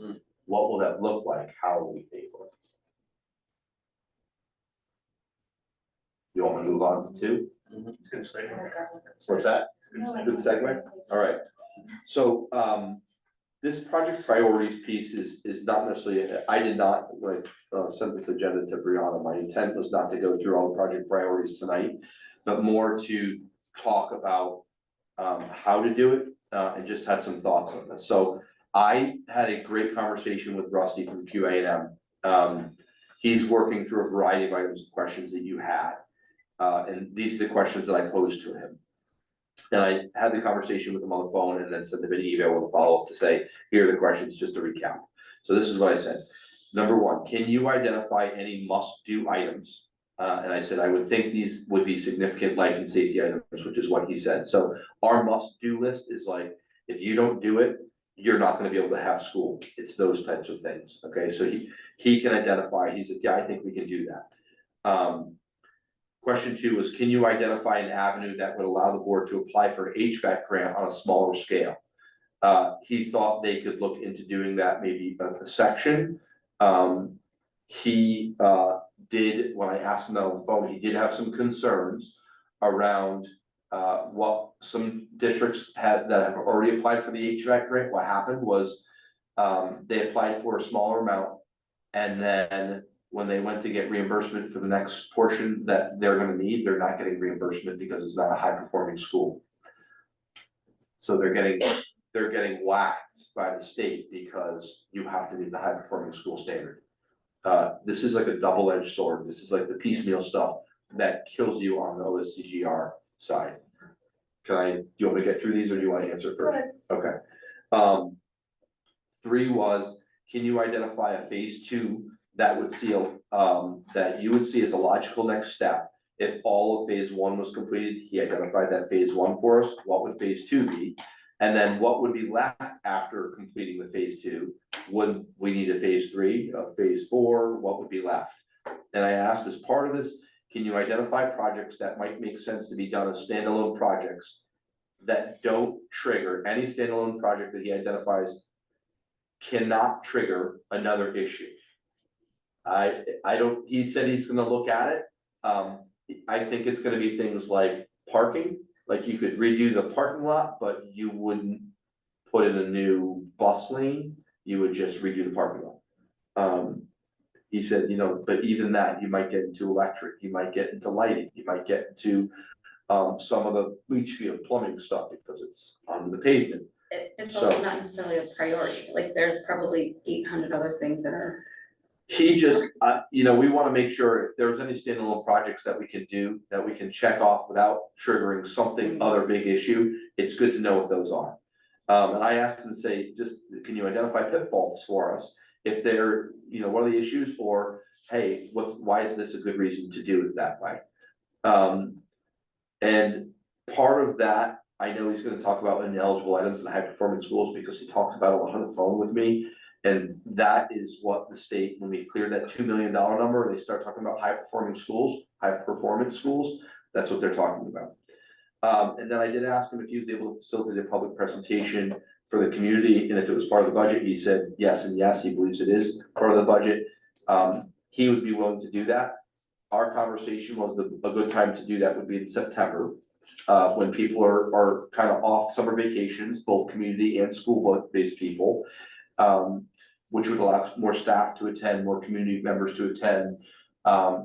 It would also kind of set up the next phase of after the presentation of doing some sort of, and I think Jim Marshall's talked about this, some sort of public community outreach to go, okay, how do we pay for this? Are you willing to pay for it? How much are you willing to pay for? What can we do? And some of that would be presentation and just feedback. It would not be done as a board meeting, so you could have more give and take. I don't think that would be a Rusty presentation part two though. It'd be more of a finance and community priority piece. He's working through all those questions that I gave him. The piece that he really does want from you is what I kind of gave him on the front side, like the HVAC point when I said that was important for phase one. He really wants to know if there's any pieces that you felt strongly about in the grid. Not necessarily what you would say, hey, we don't worry about, but where you would identify as a board, like we really should be in phase two, we should be addressing this thing. Whatever those things are, he wanted to know that, so he made sure his values align with your values of what we put into phase two. Does that make sense?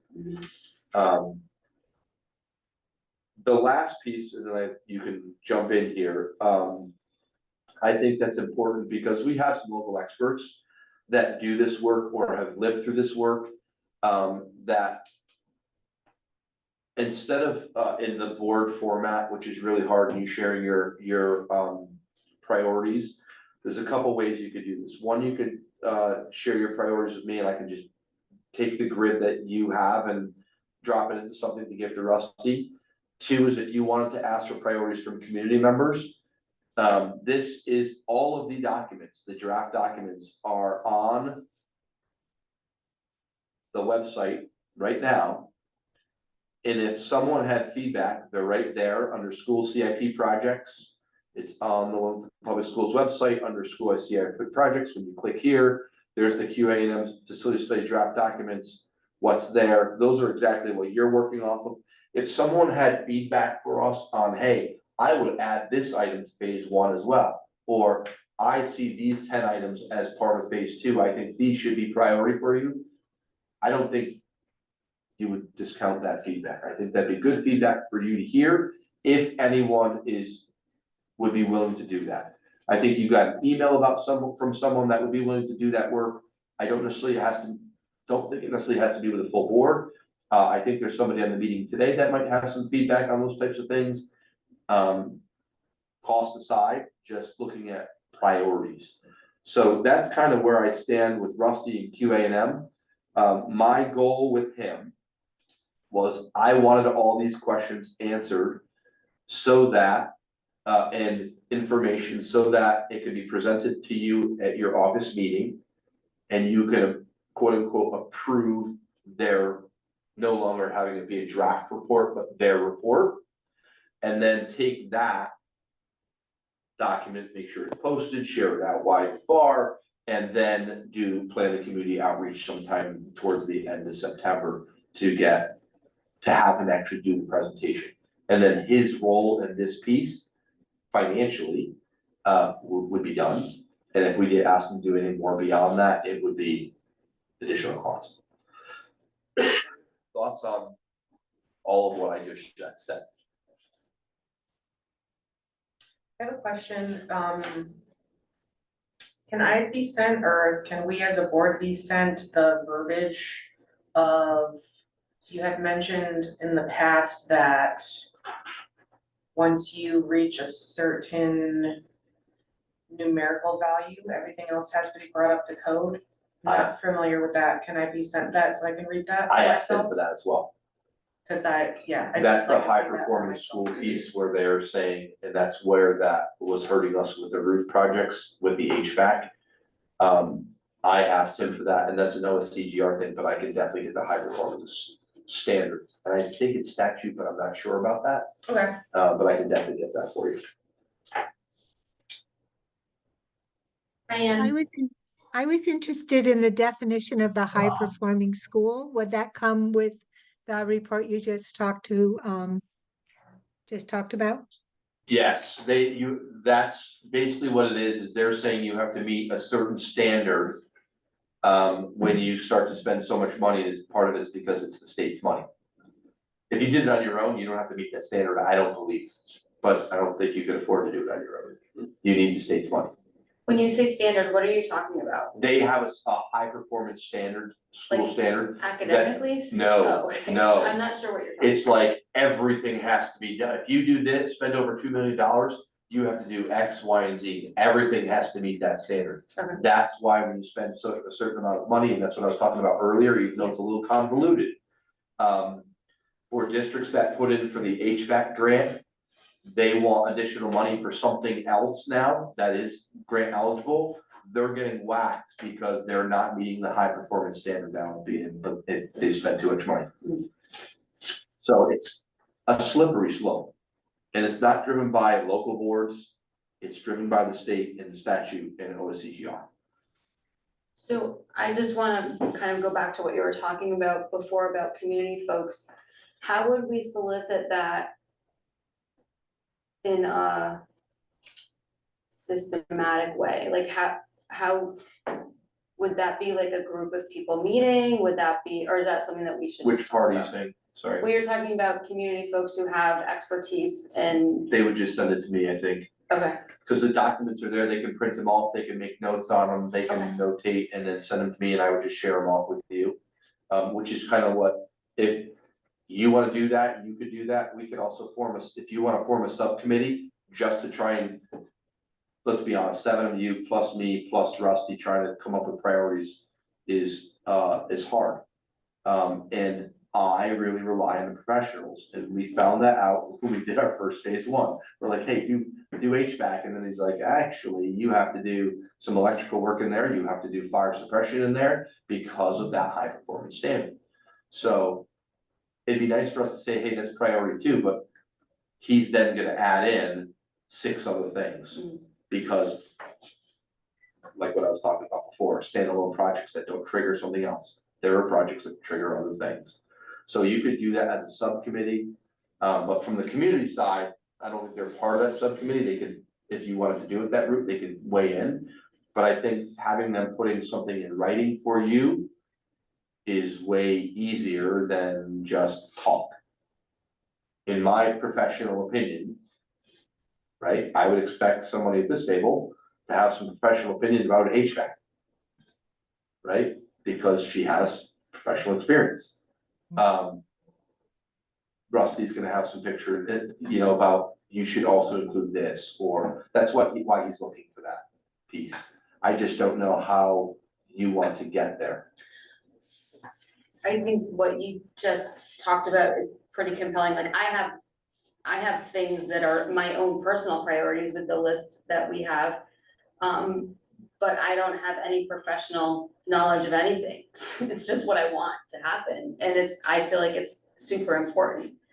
So if we as a group are willing to have, you know, folks in the community that have expertise give us some feedback, I would appreciate that for sure. And that's a part of the Willington community that has a stake in what's happening. I feel like that is also an important piece. That seems makes sense. That was a really good way to put that, I think that's what I'm suggesting. Do you want me to put a time frame on that? Like, I guess I'm looking for guidance on how you want to attack it. Because I think, and we talked about this last time, is Rusty put everything in year 1. Because he's like, if I make a decision about something in year 2, 3, or 4, and then it fails, I don't want the finger pointed to me because I put it in year 2, 3, or 4. He doesn't want it. And all of those folks are gonna say the same thing. He created that phase 1 based upon the board wanted roof and HVAC. And what it triggered was 4, 5 other things, right? We could do the same thing in phase 2. If you look through the document, you just gave me a checklist of, you know, or emailed me and said, I would like to see these 10 things in phase 2, and you could do that relatively quickly. I can send that off to him and he can make sure that those things are in phase 2. You don't necessarily have to vote on it. You could just, you know, it's because it's gonna be a discussion, let's face it, it's financial, and it's a discussion, so. A meeting discussion, how you gonna move forward with it, or can you move forward with it? So something I wanted from the last time was, I understand why it's laid out the way it is, and I understand that we have to take it out of draft form the way it is, but I think it would be very helpful if he pulled out all the roof, HVAC, He's and going to. other related things, completely out, and even dollar amount out. Yeah. So it leaves, not even the other phases, it leaves, it knocks down the total, makes the Well, the total a little bit balance. more He will do that for understandable. us. So that, I think He's that'd gonna be do very that. helpful to say, yeah, it says 55 million, but here's the 14 or whatever it is Yeah. for those HVAC groups and the electrical and all that. So the way he'll do the phases for us of how we talked about it was, he's gonna basically take that, whatever it was, 55 million, is all the projects. And what he'll do is he'll take then and do whatever number of phases he needs to do all of the projects. and each will have its own dollar value, and it will be every project. Okay. The issue will be, it will no longer be 55 million. Right, sure. And that's not redesigning the space at all, that's just Correct. cleaning it up. It's repairs. So do you want me to, I mean, I think we know who we're talking about, the couple people that, you know, I mean, anybody that watches this that wants to provide feedback, they can. The reports are there. I can contact those two people and see if they have any information, if they want to share information, they can, about priorities. Do you want to do it on your own and just send them to me? So to be honest, that would be faster. If you go through the list and just say, you know, just mark off like where you know, if you put a 2 next to it, I know you want it in phase 2, I can send it off to Rusty and he can build it. And then we'll just leave phase 3 and 4 to him, or 5 or 6, or maybe it'll be done in 2, I don't know. Or do you want a subcommittee to sit and look at, if we get any feedback from the community members? I don't see why you couldn't just do that in your August meeting as well. Well, just my own opinion, I think if we could do both of those things, I know you said 3 things, but the first 2 things, if we just, were able to solicit feedback from, folks, as I said before, and then also have our priorities and see if those 2 things can coincide somehow. So let me give you this thought then, based on what you just said. So board subcommittee, which you'd have to form, which is not an issue. You could say you all have a week to email me your priorities. We could give community members a week to send us any feedback. I know, it's summer, I know. Priorities. The subcommittee could then meet to review the data we get from this group and the community. And again, it's targeted, we're talking about professionals that we're gonna get outside feedback from. And then we could compile that into an email to Rusty to say, and I'm doing this quicker because he's gotta have time to pull it together so you can present it in August. Not that there's a time frame on it, we could say September could be your date for final approval, and October could be your presentation. I'm just trying to keep it moving, and I'm also thinking about HVAC grant, which is nothing to still come out of. I'm not in favor of the subcommittee idea because the reason we don't have a building subcommittee is because there's nobody who didn't want to be involved. Yeah. I think the only reason I'm recommending that, Arthur, is because it's just to compile the data. Honestly, I can compile the data though and share it with you. I don't know you need a subcommittee. That's as long as each of you sends me an email with what you identify as priority 2. And that's gonna be public knowledge. It's not like, you know, it's gonna be, hey, here's what Jen identified as, I identified for phase 2. Here's what John did, here's what Arthur did. You know, it's just gonna be, and then I'm gonna take that information, put it on the one and say, here are the 15 things that all of you identified as phase 2, and send it off to Rusty. Honestly, I think that's a faster plan Yeah, than that trying to seems design a more efficient. subcommittee and go from there. I'm fine with that. I think that's easy work for me to do, as long as, you know, so I can say, something else I had to email you tomorrow, the high performing school stuff. But I can just email you the one document I want you to, I don't care if you drop it off, you want me to print them, what's the easiest way? You just have to be able to print it, it's that monster document, and write a 2 on it wherever you want, and then I'll collect them, and that'll be the document that we probably can put on the Wait. website. What, say that again? You know the big monster document you had? The grid, yes. Yes, I will put the ones on it to show that what was in phase 1. Anything else that you see that you would wanna see as priority in phase 2, you're gonna write a 2 on it, and I'll give you directions in the email. I will then take all of your information, I'll compile it into a document without it's not gonna have your name on it, it's just gonna be board's view of phase 2. And it'll just identify what those projects are. I'll put that on the website, so it's public for people to see. And I'm also gonna send it to Rusty to say, here's what the board identified as phase 2. Anything beyond this, you should be identifying. If you say, hey, that triggers something in phase 3, they didn't identify it, you should move it into phase 2. And then he would take the rest and figure it out. Does that make sense? Yeah. I think it's an sounds good. efficient way to do it, as long as you can turn it around. So you'll take our different documents, combine them, and Correct. We're leaving phase one as phase one. I'll write phase one right on it, so you can see, you don't have to do anything with this one, it's already in his phase one. And what about the community members? I think you give them time and I can, if there's good information, I can also share that with you. Just don't respond all back to me, I'll share if we get something. And I would think Rusty's gonna have a similar take to say, yeah, they're right about this, you really need to do that as well. I could share that with Rusty as well. And Rusty's the professional that we hired through a process. He has got to be the one to make a recommendation to say, I agree with this, I'm definitely gonna consider that, or here's why I would not do that. I'm worried about, hand picking certain community people. Anyone can, Yeah. but I think that they How are have we to gonna have tell some, everyone? we're not, they have to watch a meeting, Right, welcome to the meeting, Right. if you want to participate. I mean, I could put a note on the thing, just on the website, but I mean, I don't have an avenue, and to be honest, the town's avenue of sending things out to the 400 people that have subscribed is not valuable. Me sending a school messenger to parents only is not valuable.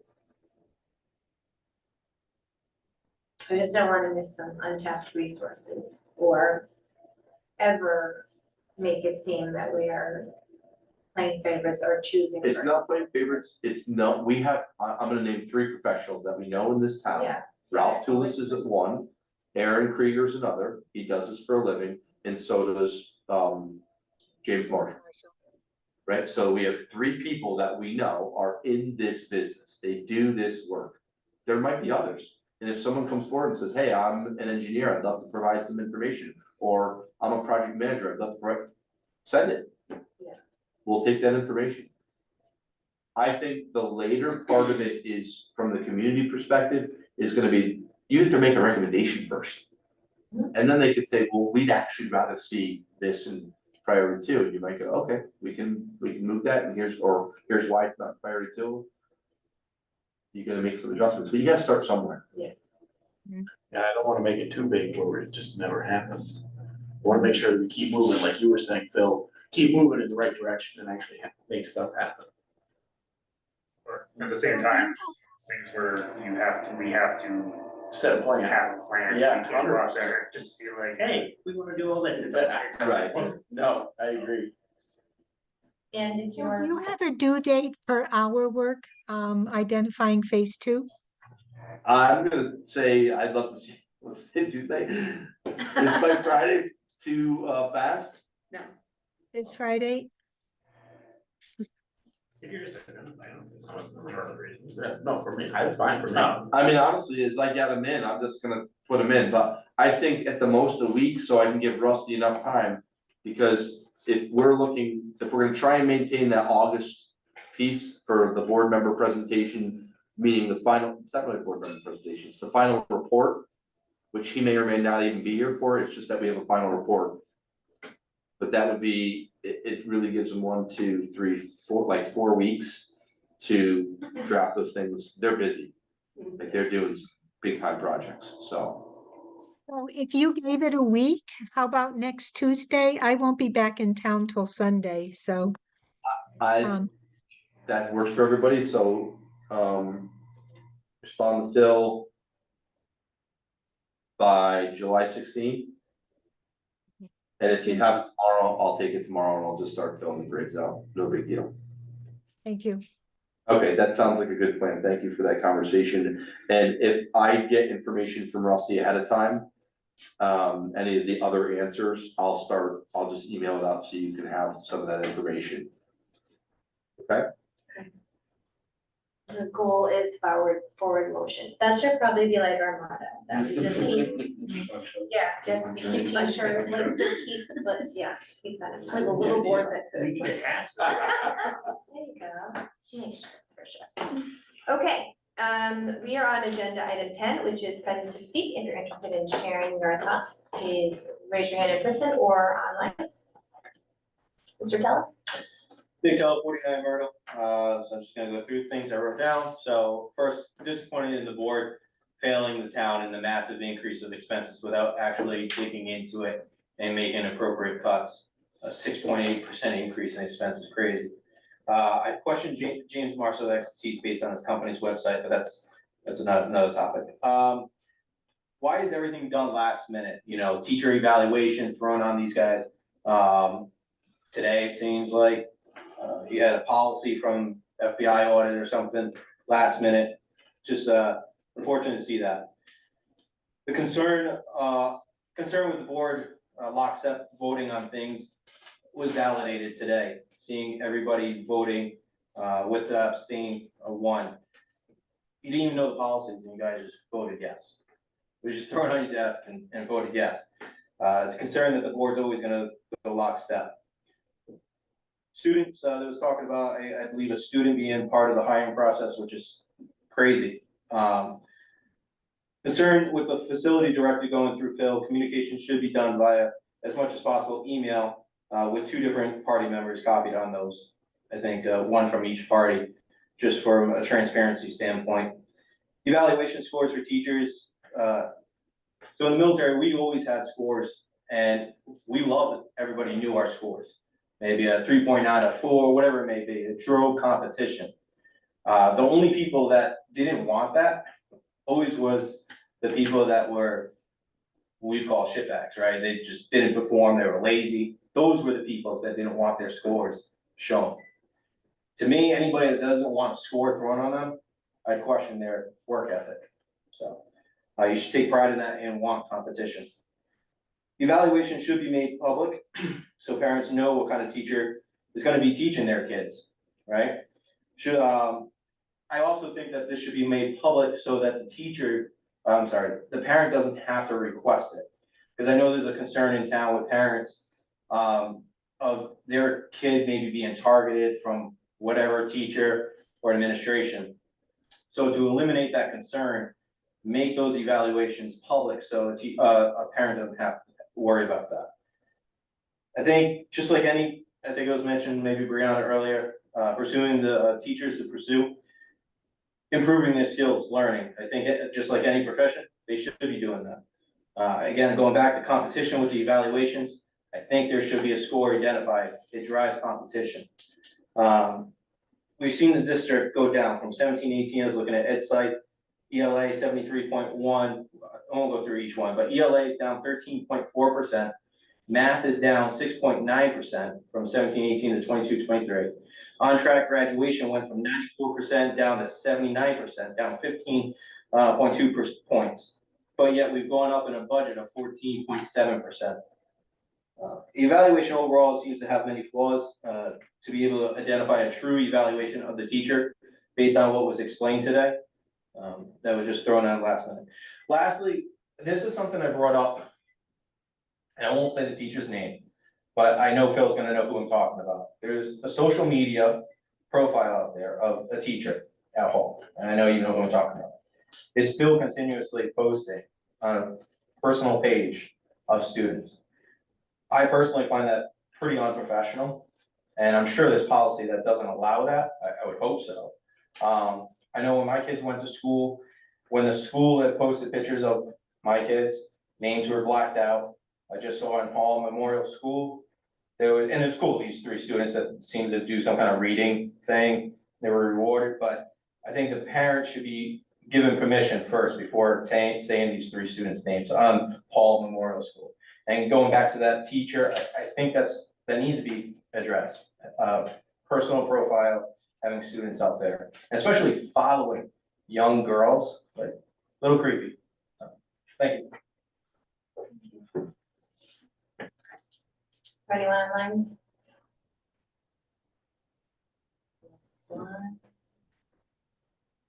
No, okay, thank you.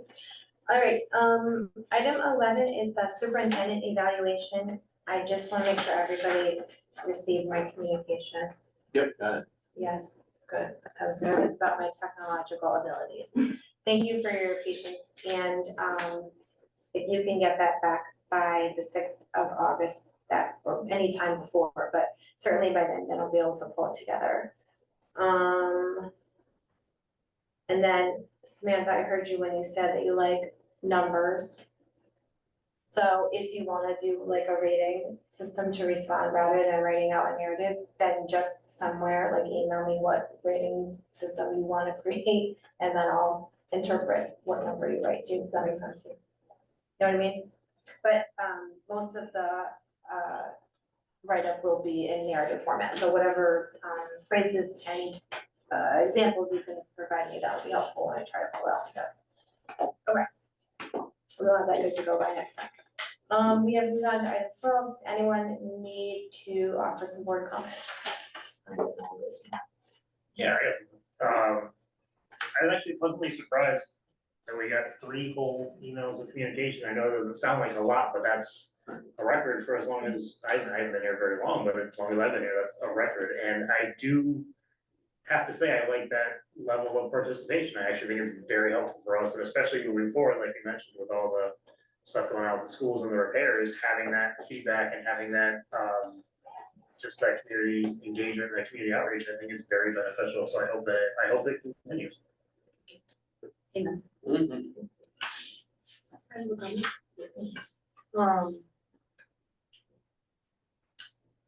One of the reasons why I got on the board was to try to feel like I was making a difference in our town.